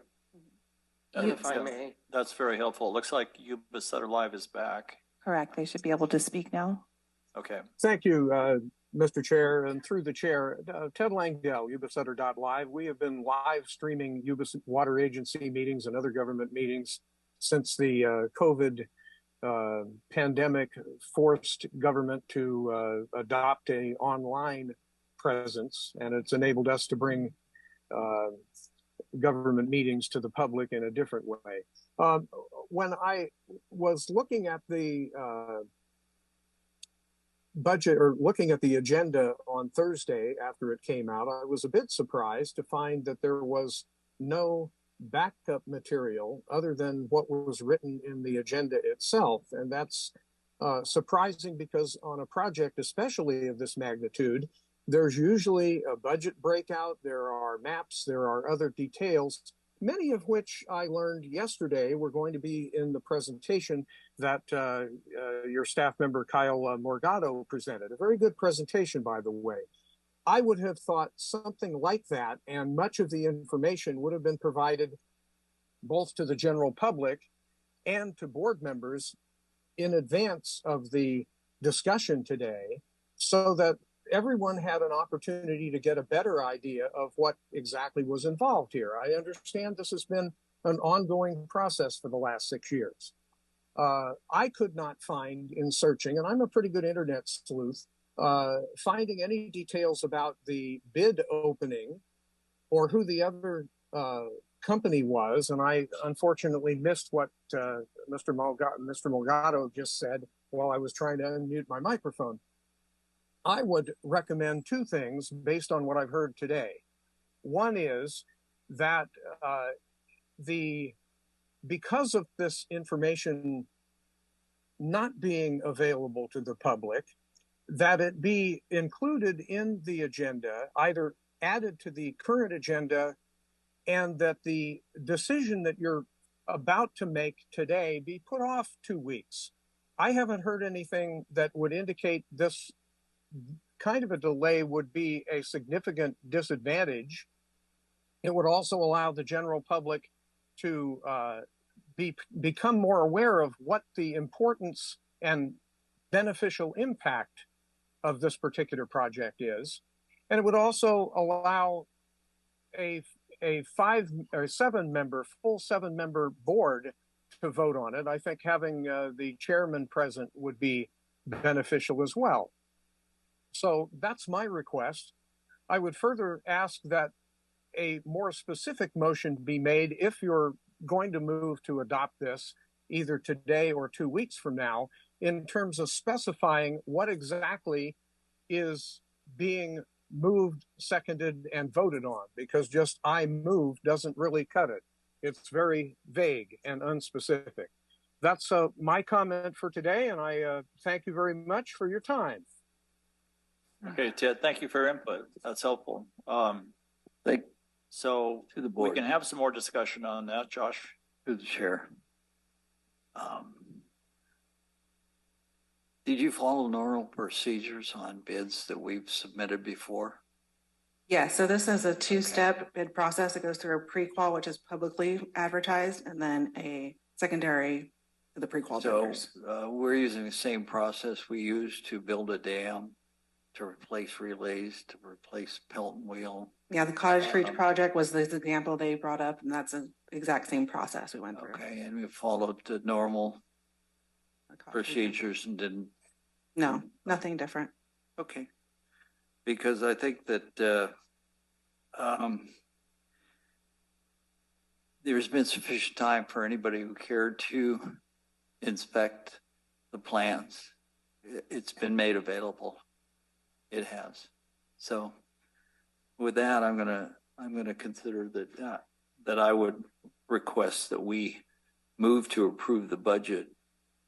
And because we're following procedures that have been worked very well for the water agency for the past, 50 years? Okay, do we have any other discussion from board members on this? Everybody's pretty comfortable or not? If so, let us know. Have you, has our staff heard anything today or in communications leading up to today that has brought any new concerns about our process? No, not, I have not. And then in the, like Andrea said, in the pre-qual process is calling and interviewing, and Hilber's went through that same process just like Revlon and Landmark did, where we called their larger projects, not just public works projects, but their larger other projects. And we're comfortable with the reviews we got back from the references we called.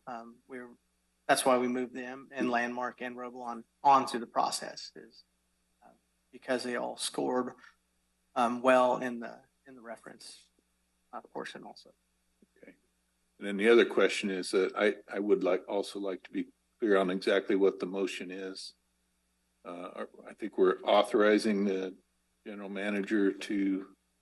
You're authorizing the budget and the general manager to execute the contracts. The contract for the apparent low bidder at this time is $31.6 million. The other costs are contingency for the budget and subcontracts to the Yuba Water Agency. So if the general manager decides he wants to go with a different contractor, he'd have to come back and ask for an increase. But we're still going through our due diligence process also. Yeah, on some of the prior projects in the prior administration of the water agency, we wound up in lawsuits. First with the guy doing the gravel, had his scales, everything set up. We wound up having to go back and measure his piles and got in a lawsuit. The next one we had was so much a truckload, and then there was a discussion that maybe the trucks weren't as full as they should have been, and we got in another lawsuit. So I'm assuming that was prior staff and not our current staff. So I'm like to make the assumption that your bidding and the general manager and staff are have a contract that is opaque and easy to administer. I'm confident in our staff and manager, so I have no problem voting for this, but I wanted to make sure that my concerns out. Is that a second, Charlie? I believe Mr. Messick seconded, but I'd be happy to second in his place. Go ahead. So do we have any other board members with concerns or questions? And if I may, Mr. Chair, I just want to emphasize that all of the legal requirements were followed. Pre-qualification process that he went through is provided for in the public contract code. Those bidding qualification questionnaires were made available through the plan rooms to try to get as many bidders as possible. As agency staff pointed out, 3 contractors actually pre-qualified. They met all the experience qualifications as well as all the responsibility qualifications on paper. And so that determination was made. Those 3 contractors were invited to bid under the appropriate public contract code requirements. 2 folks actually bid. And staff pointed out they have gone through the bid opening, the analysis, they have make sure that all the bonding, other insurance requirements are met, assuming that they are. there's no reason why except this forward and vetted through all of the public contract code requirements. All right, I'll call the question. Okay. Excuse me? Call the question. Yeah. So we do have a motion and a second, and I think we're comfortable to move ahead with a roll call vote. Director Bishop, Yes. Director Bradford, absent. Director Vasquez. Director Vasquez. You mumble. That's all, folks. Yes. Director Fear. Yes. Director Messick. Yes. Director Blaser. Yes. Director Matthews. Yes. Motion passes. Okay, thank you. We're to the point of moving ahead with the manager's report, and I think Terry Daly is going to handle that for Willie. I will. We'll make it quick. The agency continues to operate in compliance with applicable OSHA, FERC, and NERC-WEC standards. All of the maintenance projects that are outlined in the written report are moving along just like they should. And I just want to point out for, of course, all of you, but the public as well, that this manager's report, every time Willie gives it, it is then attached to the board agenda so that the public can go into our agendas and see all the data for themselves. So there's a lot of really great data in it. All Colgate and Narrows units remain at full load and are currently performing well. Flow downstream of the Narrows units is currently running at about 8505 CFS. On Thursday, May 11th, I'm sure all of you felt the earthquake. So there was an earthquake centered near Lake Almanor that was of sufficient magnitude to trigger the Yuba Water Agency earthquake response procedures. Our employees were called in to successfully complete earthquake inspections of the agency's dams, powerhouses, and penstocks. The inspections revealed the earthquake caused no issues with any of those facilities.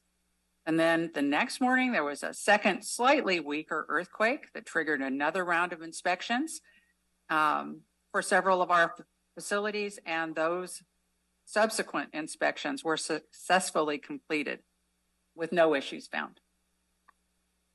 Today, operators will open the new Bullard's Bar lower outlet valve, releasing 1,000 CFS. This is being done in lieu of opening the spillway gates to manage snow melt and the new Bullard's Bar flood reservation. On May 17th, operators will open the new Bullard's Bar spillway, increasing total release to 2,000 CFS. So just a quick review of our status. The new Bullard's Bar reservoir is about 920,000 acre feet. We're at about 114% of normal year to date. There's been about 1.3 million acre feet of inflow since October 1st. And that's about 133% of average inflow year to date. The weather forecast, and as you know, in these reports, there's all kinds of great data and charts, but the forecast of warmer weather this week and this past weekend will increase the runoff flows into the watershed from the near record snowpack. Just a few quick things for your information. On the communications front, you've probably seen Yuba Water being mentioned in the Appeal Democrat, on KCRA, the Territorial Dispatch, because we've got a great communications staff that gets that news out.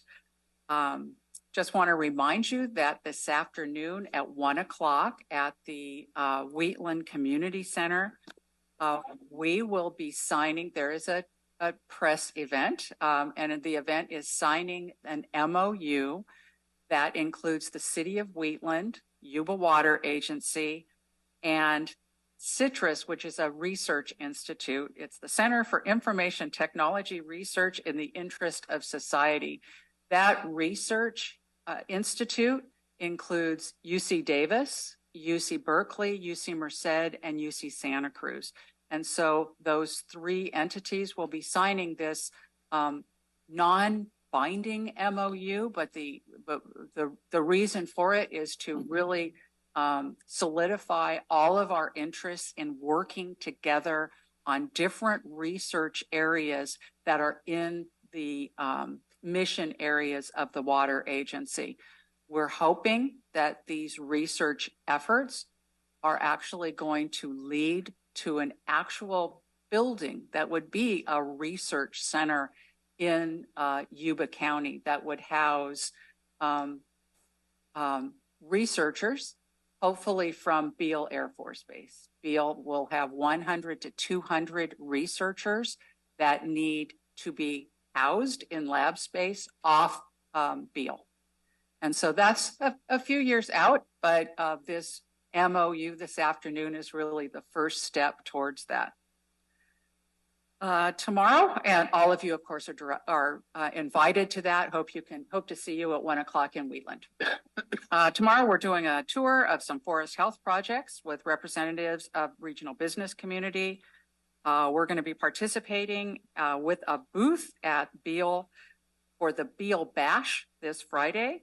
Next week, we're going to have a community information meeting at the Alcoff Center on Monday at 5:30 to talk about the Power Systems Administration project. What's the date of that? That's next Monday, May 22nd. At 5 o'clock? At 5:30. We'll send something out to all of you to remind you and get you the details of that. And we're planning a facility tour for the Yuba City Rotary Club on May 31st. So upcoming meetings, we do have a special meeting on May 30th. At that meeting, we're going to be going over the Accord, and John James is going to be filling you in on what his division, the Water Resources Division, planning. John will be filling you in on all the stuff he does, which includes things like the FERC license, the environmental efforts. So that's on May 30th, and then June 6th, we have a regular board meeting, and we'll have an ABP meeting where you'll be talking about the budget for the next 2 years. Chair, you've had the exciter on the mini hydro on the agenda. Can you tell us what income or expense? I mean, not today, but what income and expense we've lost? Because I know the power is going to the agency, but usually the excess power goes to PG&E and there's income, but small amount, I know. It is a small amount, but I'll get you that exact figure. The status of it is that the mini hydro continues supplying power to the dam while awaiting installation of a replacement exciter. So we're just waiting for that equipment. But I'll get you the number. Yeah. Also, could you tell the people here why the chairman and manager left? Nobody's said, they just left. These guys already, yes. So our chairman and general manager and a few other staff people went to meet the governor and his staff and several other folks out at a place near Daguerre to make an announcement about a settlement agreement on that Willie has been working on and we have been working on for the past year and a half. It's a major announcement, and we did not find out about it until yesterday it was confirmed. And the major settlement is about our license in the river. It's and the probably, yes, thank you. Probably the most significant announcement for the next 50 years of our operation. And thank you for not asking too many tough questions that I wouldn't be able to answer. I have a tough question for you, Terry. Okay. What's the Bill Bash on Friday? Okay. You know, I don't even know that.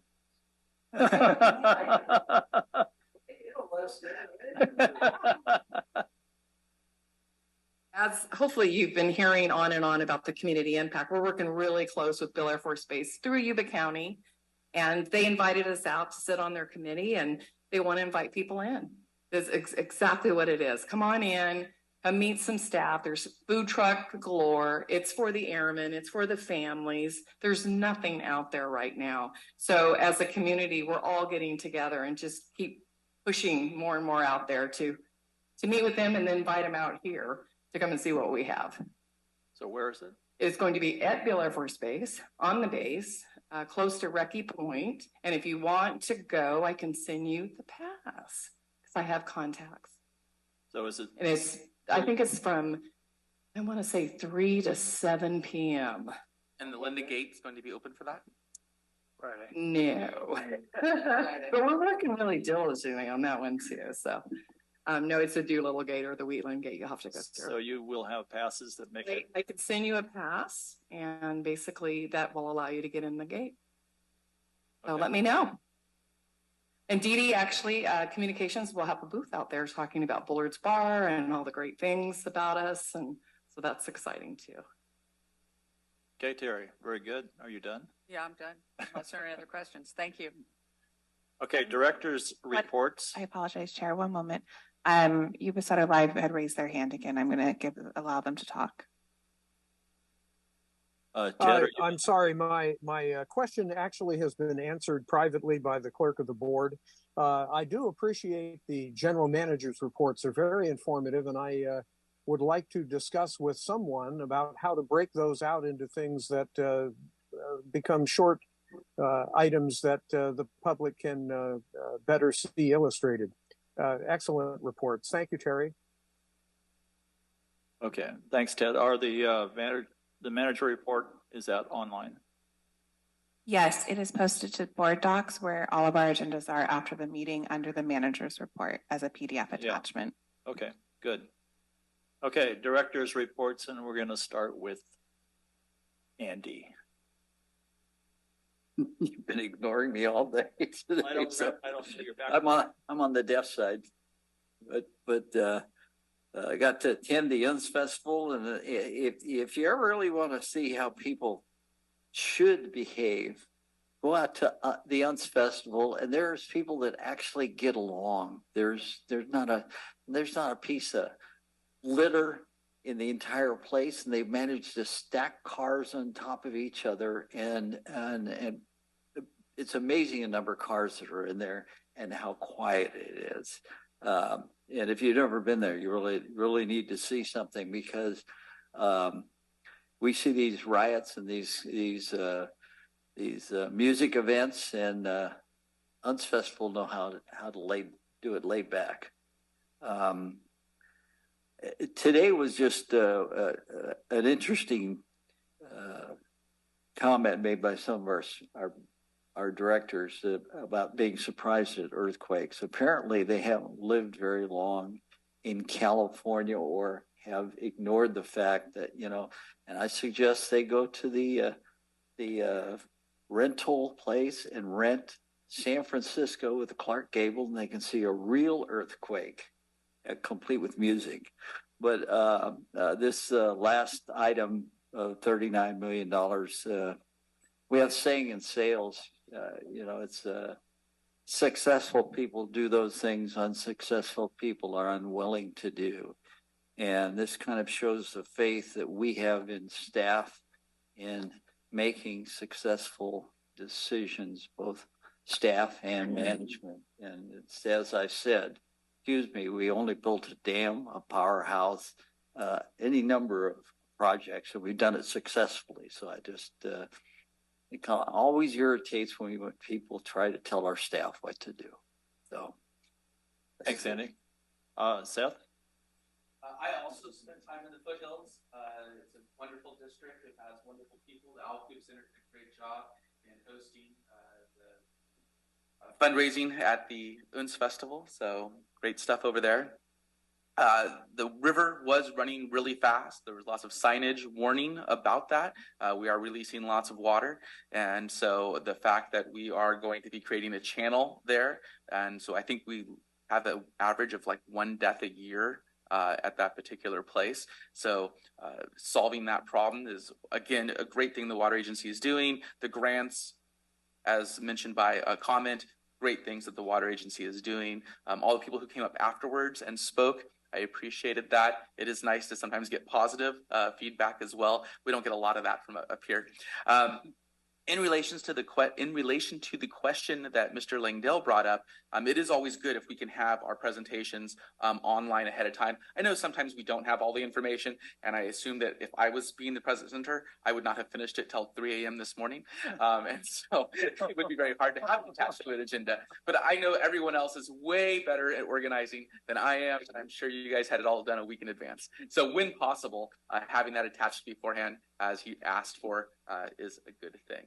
I'm going to be looking into the Citrus Center idea and having perhaps even a community foundation. So I'll be going to Puerto Rico to talk to them about their foundation and how that works so we can mimic it here, and looking into ways to make Yuba County better all the time. Great. Just submit your expenses. No problem. John. So I went to the Fairway to Health dinner for the water agency on the 4th, and very nice event. I didn't play in the golf tournament, but I went to the dinner. On the 8th, I went to Oregon House. They had a little presentation on irrigation water getting to the end of the Oregon House ditch and to the customers up there. So I went and attended that event. And I also, like the rest of you guys, attended the Unst Festival. And I actually attended bar there Sunday night from 9 p.m. to 3 a.m. I was dragging. Well, then clean up, right? I think I left at 2:30. So the promoters of the Unst Festival allow a local nonprofit to run the bar up there as a fundraiser, and they allowed the Alcoof Center and Oregon House to run that bar for their fundraiser. I requested some seed money from the water agency and was denied. So next year we're going to reword that seed money opportunity from the water agency, and we could hand out things at the bar about some water education because it is on the river. It is at Sycamore Ranch, and it is a nice event. Very friendly people. Hydrate so that they don't get too drunk and go into the river and die. I stayed hydrated. So anyway, I just wanted to thank the promoters, Avi and his wife, for allowing a local nonprofit to have a fundraiser there. Really, they're really community oriented. Charlie?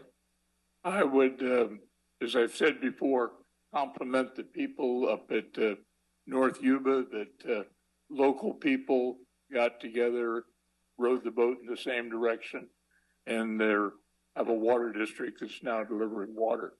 But more importantly, I want to compliment our manager and his staff. People don't realize that our license was up in 2016. It's now 2023. And we haven't gotten a pathway to a license.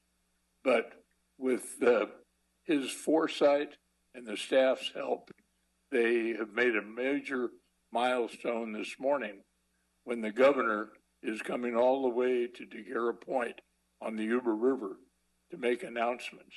That I can't ever remember in my, I used to say short lifetime, but now longer lifetime, that we've had a governor make a major announcement in Marysville.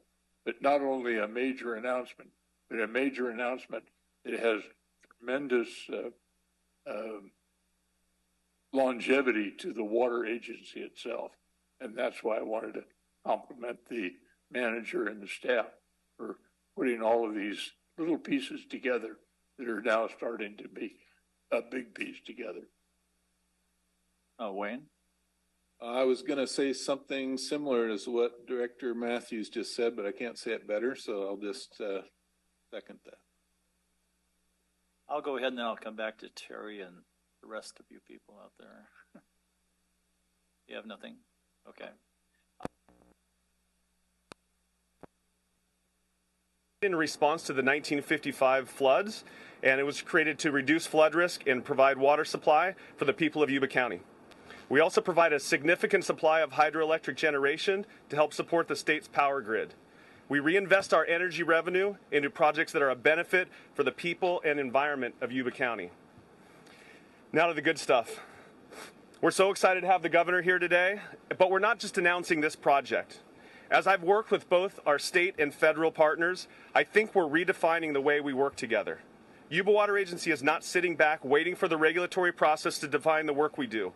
We're engaging with resource agency leadership, looking each other in the eye and asking ourselves, what can we do? What should we do? These discussions are resulting in a new brand of leadership, a new way of thinking and a new way of working together to provide benefits throughout the state in many resource areas. From water supply to energy, flood control, and helping to restore conditions for fish species. And in this watershed, it's really mitigating the impacts from the gold rush era mining, where within a few decades, gold rush mining created impacts that have lasted over 150 years. We're finally taking action to reverse those impacts. Yuba Water Agency's board of directors thinks differently. They have a commitment to collaboration and environmental stewardship that runs deep. We've been a key partner in game-changing agreements like the Lower Yuba River Accord, which is specifically designed to provide water for salmon and steelhead while also ensuring a water supply for our local farmers and others throughout the state. We're an active partner in the North Yuba Forest Partnership, an unprecedented effort to restore our headwaters forests. We're a partner in the Hallwood Side Channel and Floodplain Restoration Project, that's fish habitat and reduce flood risk. And we're honored to be standing here today as a major player in this effort. We're announcing one of the most important enhancement projects ever proposed in the Central Valley. The Fishway at DeGear Point will be an unprecedented action to restore habitat and contribute to the recovery of threatened species by providing unobstructed passage to habitat that has been incredibly challenging for them to access. It also represents the first action that removes a complete barrier limiting the geographic range of the green sturgeon. This will decrease extinction risk and contribute to green sturgeon recovery. This agreement also promotes the reintroduction of spring run Chinook salmon in the upper watershed, as Chuck explained. This is a once-in-a-lifetime opportunity to implement a truly significant, comprehensive environmental stewardship project, and these benefits will be realized for decades. This agreement will ensure that we can continue to advance our core mission, reducing flood risk and protecting lives in the region, while also sustaining our water supply for our agricultural industry, which is the heartbeat of Yuba County. And we fully expect this project will make this river that we all love and cherish a more vibrant, healthy place for everyone and every species that lives in it. Governor, thank you for being here, for the vision and leadership that makes this partnership possible, and for joining us to celebrate this agreement. I got to thank my friends and partners at CDFW, specifically Wade and Chuck, and also Kevin Thomas. Kevin, you're instrumental in this. Where are you at? There he is. And Kathy.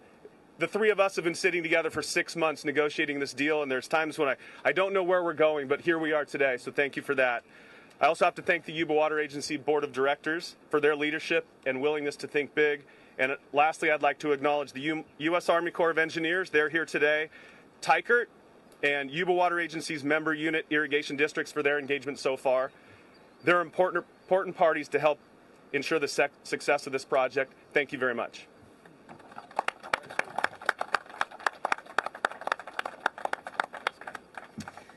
All right, good morning. I'm Kathy Marcinkiewicz. I am the Assistant Regional Administrator for NOAA Fisheries, California Central Valley Office. Thanks for being here today. The Yuba watershed is remarkable, and we're here today to memorialize a remarkable approach to doing something really pivotal and game-changing here. It's forward-looking, it's innovative, it's novel, and I appreciate Yuba Water Agency and the department for being bold with me on this. I appreciate them spending time with me to be vulnerable, build trust, and really put our heads together to seize a moment and to put our hooks into an opportunity that is right now with a lot of different things coalescing that allows us to be here today to do something that will really allow this watershed to reach its full potential. The Fishway that Chuck talked about that would be constructed behind us would open up, as he said, up to 12 miles of habitat upstream of this dam for sturgeon, steelhead, and spring run Chinook salmon. 10 miles or 12 miles may not seem like a lot, but in the Central Valley, that is a win. That is a big win for these species that, you know, are kind of literally butting their noses up against the dam. Sturgeon in particular love the deep pool that's right at the face of this dam right here. These are creatures that can be 80 years old and 8 feet long. They look like dinosaurs, and they're here. They're right behind you, you know, and they want to find more deep pools in that 12 miles up there. I mean, that's great for them. That's what we need for the species. The reintroduction component, moving spring run Chinook salmon above this dam and other dams up into those higher elevation parts of the watershed where there is reliable, abundant, cold water coming from the snowmelt, coming from the springs. We're all a little toasty here, I know it, but you know, imagine being a salmon who likes to be in water that's 50 degrees. This is not where they want to be on the valley floor. There are only so many places in the Central Valley where we can put salmon in where they used to be, but maybe more importantly, where they will be and still have resilience in the face of climate change. We can't do it everywhere in the valley. We can't. And I'm not looking to if anyone's worried. But there are a handful of places that have opportunities. And the Yuba watershed, the upper Yuba, is arguably the best opportunity to get a viable, self-sustaining spring run Chinook salmon population. And that is critical not just to the recovery of the species, but at this point probably to its survival. So this is really a game changer. It's a remarkable game changer. I'm so proud to be here today. I appreciate the efforts of Yuba Water Agency and the Department of Fish and Wildlife in getting us here and providing the resources, and look forward to getting fish in those rivers in a couple of years and showing that it can happen. It can be done. Thank you. Perfect. You got yourself? Yeah, okay. Yeah. Thanks so much, Kathy. My name is Wade Crofin, and I lead our California Natural Resources Agency. And if you're here today and you had anything to do with this project, thank you very much. Salmon are a keystone species, which mean they are an animal that defines an ecosystem. And in this case, we're talking about this incredible system of rivers in Northern California. The Sacramento River system and its tributaries, including the Yuba, the San Joaquin River system and its tributaries, the Klamath, the Smith, the North Coast streams that flow directly into the coast. And if salmon are healthy, it means our rivers are healthy. And when salmon suffer, it's an indication that our rivers are suffering. And salmon have been impacted by 150 years of infrastructure, like the piece of infrastructure we stand in front of today. 1,500 dams, reservoirs across the state allowed for California to grow, but also disconnected salmon from 90% of its historical habitat. The growth of our state into almost the fourth largest economy in the world, in the state of 40 million people, means more of that water from our rivers gets used for our cities and towns and our agriculture. And salmon has been impacted. Climate change exacerbates that. Hotter temperatures, like what we're experiencing today, mean hotter river conditions, which is a real problem for salmon who thrive in cold water. Climate change is also driving longer and more punishing droughts, including the driest 3-year period we've experienced as a state, which we just ended in October. So for both the sort of the historic legacy of development and climate change, our salmon need help. We need to implement an all-of-the-above strategy to help our salmon recover, help our aquatic ecosystems recover and thrive, and that's what we're doing. It includes allowing salmon to get around barriers like that which we stand in front of today. That is embodied by this project, but also, of course, the removal of 4 dams along the Klamath River, the largest river restoration project in American history that California Native American tribes and this governor have championed. It also includes the removal of Matilaha Dam in Ventura County, Ringe Dam in Los Angeles County, and countless other barriers. Where we can't remove a barrier, thanks to Fish and Wildlife and nymphs and so many others, we're now looking at moving salmon above those barriers to spawn in that historic habitat and then help them back to the ocean. So removing barriers. It includes restoring, expanding habitat for our salmon to spawn and rear in. You know, California has these historic floodplains that have benefited salmon over time. In big wet winters like this, historically, salmon would go out on that floodplain, feed, hide from predators, and then get nice and healthy and fat to to continue their journey to the ocean. We have less floodplains than we have in the past, so we need to restore those floodplains. We also need to improve or increase water flows through our rivers, both our creeks in the Sierra Nevada and our main stem of the Sacramento and San Joaquin rivers. And I'm thankful for the partnership of Yuba Water Agency and other water agencies that are working constructively with our administration and our state water board to restore flows into our rivers. Fourth, we also need to strengthen our salmon strongholds, understand how climate change is evolving and where salmon have the best chance of continuing to thrive. And that's getting fish in those cold mountain streams. It includes restoring our conditions on those coastal streams. So salmon strongholds is another key piece. Fifth is, of course, modernizing our hatcheries. Hatcheries are really important for our commercial fisheries and our recreational fisheries and provide stability to our salmon populations. Sixth is modernizing our technology and our monitoring. We have some of the best technology and some of the most sophisticated understanding of this set of species in the world, and we need to continue to use technology to understand how we help these species recover. And then seventh, certainly not last but not least, we need partnerships. I am so thankful to Chuck Bonham's leadership and the leadership of so many, certainly led by the governor, where we are reestablishing partnerships with California Native American tribes that have stewarded salmon since time immemorial. These are a critically important species to these tribes, not only to their sustenance, but to their cultural and personal identity. And now, after 170 years of disconnection, we are restoring partnerships and enabling, empowering tribes to lead the way, restoring our salmon. But the partnership also extends to conservation groups like the Nature Conservancy and the Audubon Society and California Trout Unlimited. So many conservation groups that are rolling up sleeves with water agencies and with agricultural providers to be solutions focused. Historically, there's been a lot of finger pointing in California water policy, whether it's urban versus rural communities, north versus south, fish versus farms. This project represents an important departure. It represents one point of progress in an all-of-the-above approach where we're bringing people together to restore salmon and in the process restore our rivers. I am so thankful to work for somebody who is driving us to do better every day, to move further and faster toward this end, and that is Governor Gavin Newsom. Thank you, sir. Thank you. Dermatologist would appreciate that. Frustratingly, I got nothing left to say that hasn't been said. And when I say nothing, I mean, I was going through like item 4, 5, he got to 7, even got hatcheries in there. I could just add, we put $84 million into investing in hatcheries, by the way. I'm proud of that. But I'm more importantly proud of, well, I guess my observation, the passion and pride that is reflected in the 4 speakers you just heard from.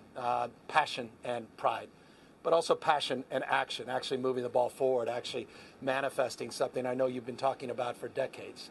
And I'm just grateful to their leadership, their stewardship. Kathy, thank you for all your good work. Willie, everybody was singing Willie's praises as we're walking over the dam, saying this would not have happened without Willie. So Willie, thank you for making it happen. Supervisor, thank you for taking the time to be here. Chuck, there's not a Zoom call or meeting on any topic where he doesn't bring this up. It has nothing to do with anything else we're talking about, but he keeps bringing it up because he wanted to bring me up and be here today. And so, Chuck, thank you for your extraordinary work. And Wade was right to highlight a lot of that in the context of the 7 bullet points you made, but particularly the work we did together up at the Klamath and those 4 dams. That's a big deal, 300 miles of restoration. And it's just part and parcel of a narrative that we wanted to share with you today. And I think if there's anything I want to offer briefly, it's just to contextualize this. This is one of many projects this state has been working on and is advancing. This is a big commitment, $60 million project. We hope to get it done in the next few years. Permitting will be our principal challenge, but that's also man-made, and so it can be addressed through new actions and a new intentionality and determination to get this project actually complete. $60 million project, $30 million coming from the state, $30 million from Yuba Water Agency, working with our federal partners as well. But this is one of many different projects. I was just going through a list the other day. I think we have a number of buckets. We put $100 million up for salmon restoration. This is $30 million from that bucket. I mentioned the hatcheries, the $84 million. We did some remarkable things. I remember at the McLeod earlier this year as it relates to some salmon restoration, which was novel, but also part and parcel of a broader effort. We put $200 million aside in the budget a year or so ago on watershed and strategies around replenishment as well as issues around resiliency. I think there's 30 projects that are underway or have been completed. Just shy of $60 million has been invested in that space. I guess I'm emphasizing a point. We're moving. There's real progress. And there's progress in an area that frankly gets under-resourced, not just fundamentally in the context of the financial contributions, but I think in mind share. And I just will close on this. You know, I don't know if you saw last night, today, there's some news around the impacts of fossil fuels on our greenhouse gases, the impact that's had in the Western United States, impacts it's had up in Canada as it relates to the cause and effect. An attribution study as relates to the cause and effect of 88 fossil fuel companies and the impact that's had on wildfires here in the state of California. They estimate 40% of the impacts on those wildfires have been directly connected in the last 40 years to those emissions. That attribution science is taking shape in the climate context, as Wade was referencing. You may have seen the news around the debt ceiling. I think it's interesting that there's not been a lot of focus on why is the debt ceiling debate happening June 1st. The reason you know well, but I don't think is broadly shared by the American public, is they had to move up the date because they're not collecting enough cash. Why are they not collecting cash? Because the IRS delayed tax payments. California, we estimate $42 million were delayed between now and October. Why does that matter? Well, the feds can't pay their bills. But it wasn't just California, it was other states. Why were taxes delayed in Florida, not just California, and a half dozen or dozen other states? It's because of unprecedented impacts associated with climate. The deluge out here, the extreme events out there. All these things are connected. What damn more evidence do we need about the world we're living in? This is not just isolated to a few small issues. This has a global construct in terms of manifesting in the stress and anxiety that we're now experiencing around this debt ceiling debate in Washington, D.C. That is an important dot to connect in the context of this debate. But the dot that I will close with that we don't connect often enough, which I alluded to, is the issue of biodiversity, the issue of habitat, the issue of land and water. So often it's a greenhouse gas conversation. So often it's a conversation about tailpipe emissions. So often it's about an abstract, not enough about, giant sequoias or coastal redwoods or the California condor or sturgeon and salmon, the things that bring us here today and unite us all, regardless of our politics, urban, rural, regardless of who we're jumping up and down for in 2024 in the last election, lifestyle, places, traditions that sort of mark this moment and this project that are universal, that connect us together. And I don't take this for granted, that this is going to be around 20, 50, 100 years from now for my kids and grandkids. I don't any longer. I may have when I was growing up, but I don't any longer. I've seen the destruction. I've seen towns wiped off the map in real time. I've seen, summer vacations that didn't take shape because there's no place to go. People have gone generationally, been wiped out. And so this is important, and that's why it's been an imperative of the team to make sure we put real money in the budget for these kind of projects. And we were stubborn. Despite a modest deficit, we're holding the line on these projects, and we're moving them forward. And final words, they're tangible too. So much of the work we do, cause and effect, you don't see that effect for some time. These are tangible. You can see the fruits of your tax dollars. So as a taxpayer, I like things like this. Before and after, as long as we deliver on time and on budget and hold ourselves to a higher level of accountability. So we are accountable to the world we're living in. We're accountable to this moment, and we're accountable to generations that are going to ask us, what the hell did we do in this moment to make their life more gentle and to make their life more inclusive? 36 biodiversity hotspots on planet Earth. One of them we share with 40 million Americans that happen to live here in the great state of California. We cannot take that for granted. Land, water, these watersheds, these precious natural resources. Thank you to all of the incredible work that has inspired this project, and I look forward to working with you to get those permits behind us and getting this project underway. With that, we're here to answer any questions.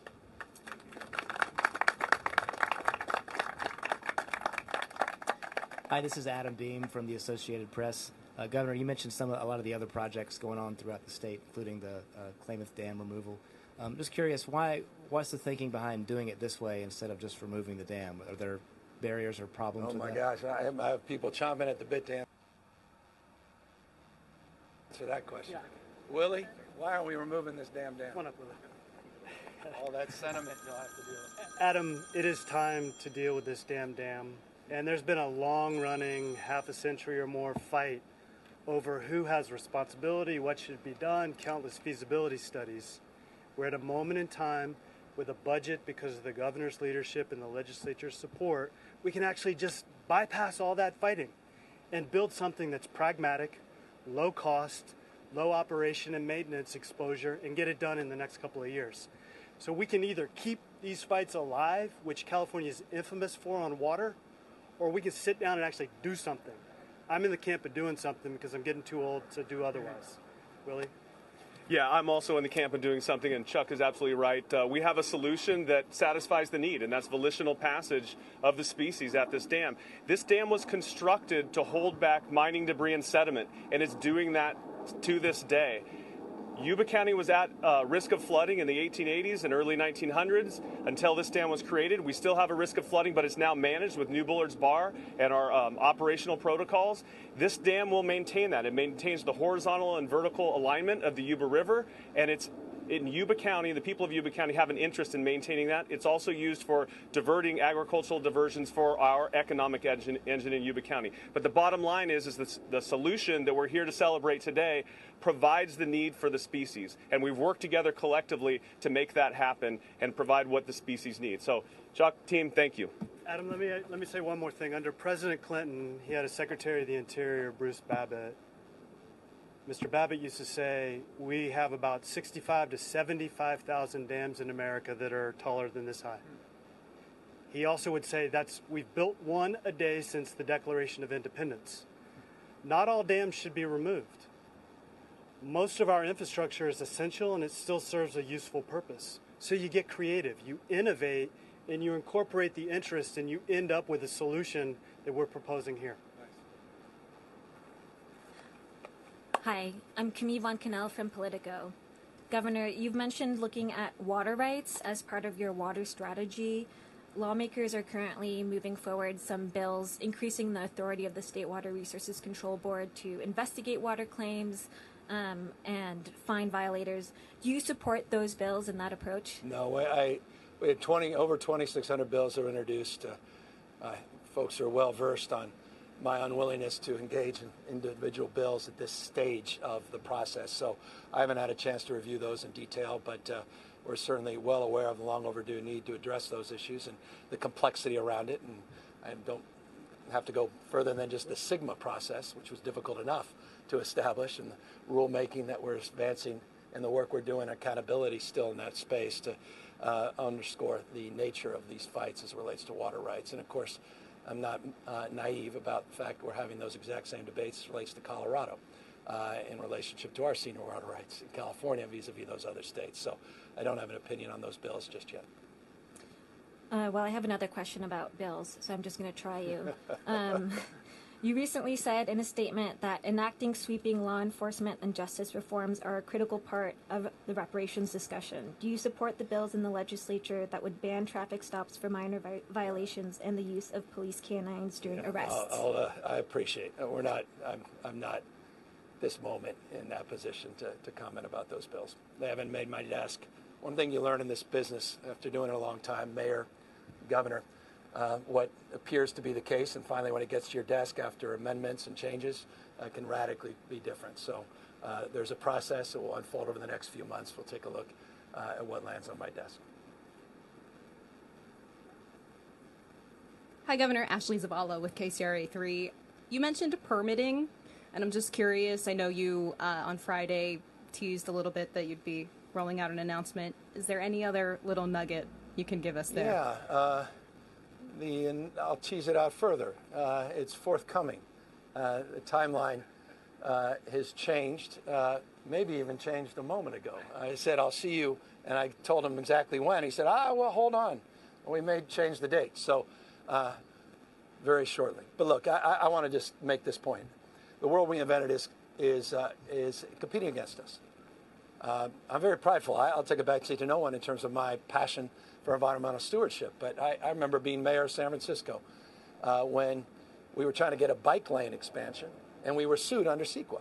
So you're sued under environmental rules, not to advance an environmental principle. I was involved in a private business where I was being sued because of my position on same-sex marriage.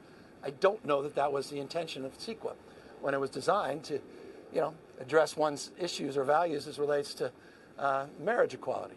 But that was pointed out. The abuse in the process is legendary, and the time to getting projects delivered is profoundly existential as it relates to our low-carbon green growth future.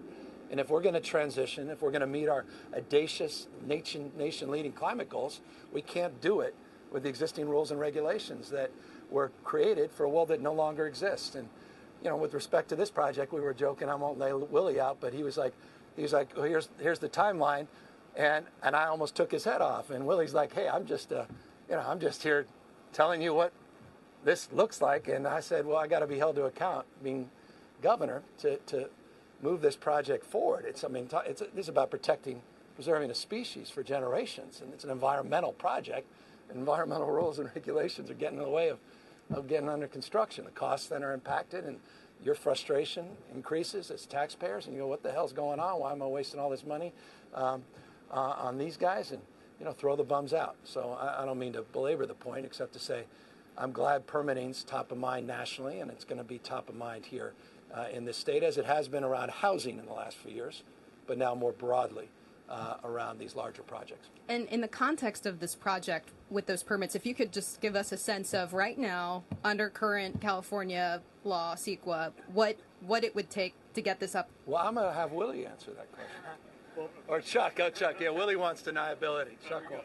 Yeah. So I have the strong sense this will be my assignment going forward.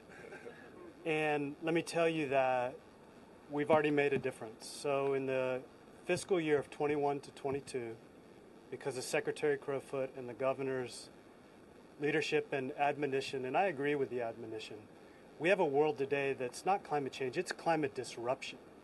If you look at what we need to do on renewable energy, infrastructure modernization, housing, let alone everything else, we're not keeping pace, and we have to. The public expects more. So in that year, 2021 to 2022, Secretary launched something called Cutting Green Tape. In that calendar year, our department was able to accelerate permitting, shrink approvals to 70 days or less, save applicants doing restoration almost $2 million, restore 103 miles of rivers around the state, and restore about 500,000 acres of habitat. Because we dedicated a team to get it done promptly. That's the mentality we'll bring to this project. We have to. There's no more time. Thanks. It doesn't mean you're not inclusive. Doesn't mean we're not bringing all the voices to the table and all the concerns. This doesn't mean you're rolling over people. It's just addressing this one thing that is relentless. It's called time. Mr. Governor, good morning. Good morning to the team. Question just for us non-water folks here, including the viewers here. When we're talking about the project here, what's it physically, literally going to look like? Where did you guys bring those? We actually have a great photo for you. Oh, perfect. So we're going to answer it by giving you a copy of the photo. Good. Yeah. I'm looking Well, forward you to could go over there and look at it. You can answer your own question. We brought a photo, but I was wondering why they're over there and not behind us. But it's the right question. We'll wait till. Thank you. Here they come. Look at that. I need to go get some videos. Finally seeing Crowfoot go to work. No, I mean, this is impressive. He's usually in a suit and tie on the 8th floor of a building. Oh, nice. excellent. Okay. There you go. Well, I haven't seen which one's this. So do you want to explain the vote? Yeah, they'll explain it. Willie will explain it. On the mic. Willie, do it on the mic so you. You want to start? You Yep. just go Okay, for many years we've been trying to improve salmon habitat here. There's fish ladders on the north and south, but they're 1950s version fish ladders for salmon and steelhead. The green sturgeon was listed a few years ago as threatened, and the green sturgeon doesn't jump, and Chuck mentioned lampreys don't jump either. So we realized to improve the conditions of this dam, we needed to build something that mimics a natural channel. The original Yuba River ran to the south of DeGear Point. DeGear Point is right behind me. DeGear Dam was actually carved into the natural topography. So we've designed the channel that you see in these renderings. It's about 3,100 feet long, about 0.5% slope. So all of the species we've mentioned can traverse it and make their way to the upper lower Yuba River. I know that sounds weird, but the upper lower Yuba River, and access that spawning and rearing ground upstream of here. And that's the basics here. We're at a conceptual design. We're not at 30% or 60% or 100% design. We've just proved the concept. I've had engineers look at the hydrology of the Yuba River, and can we actually construct this based on the topography? Yes, we can do that. Now we will engage with other partners. We'll continue to engage with NIMS and CDFW and others, including the tribes, to get this thing to 100% design. And like the governor said, get through our regulatory process and start building this thing. Thank you so much. I appreciate you bringing the renderings there.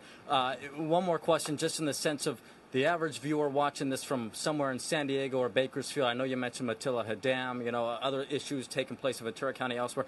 In the sense of why this matters to them, I know maybe this is an issue here, but how will this impact the average Californian? Well, one, I would say we all have an interest in preserving this incredible environment. It forms our identity as Californians. But also, if you're somebody who uses water, which by definition every Californian does, then you care about helping restore the most threatened species, the most endangered species. We have very strong federal laws and a state law to protect species on the brink of extinction, called the Endangered Species Act. It's essentially like emergency room medicine. You're going to keep the patient alive at all costs. When a species slips into endangered status, that creates all sorts of uncertainty and challenges to water providers, be they water agencies for a community. And so a lot of the certainty in terms of providing water to cities in Southern California, throughout California, depends on being able to keep our environment healthy, keep these species more healthy so they don't slip in to that very imperiled condition on the brink of extinction. So bringing back salmon, restoring the health of our rivers is not only beneficial for the environment and those who care about the environment, it's beneficial for our water security over coming decades. If I could take one liberty and then I'll stay off the stage.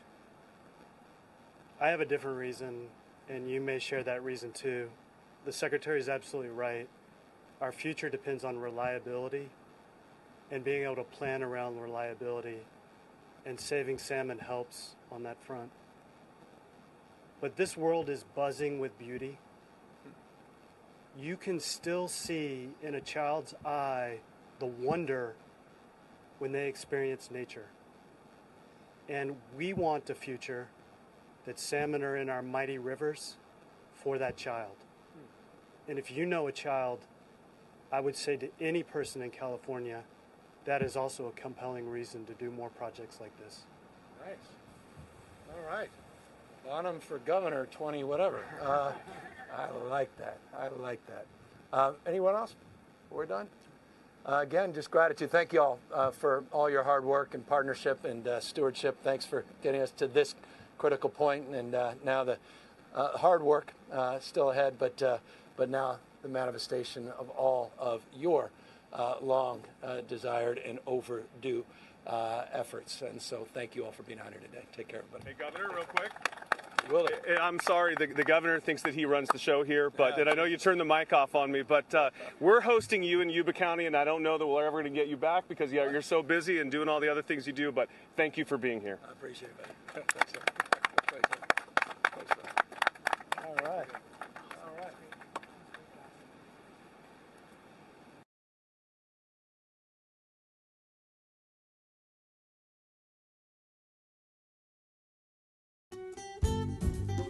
Yuba-Sutter.live's local government live streams are presented by Plumas Lake Self-Storage in Plumas Lake, where lifelong local residents are helping other residents keep things safe, providing indoor storage units, outdoor RV and vehicle parking, moving supplies, and Penske truck rentals. Details at PlumasLakeSelfStorage.com.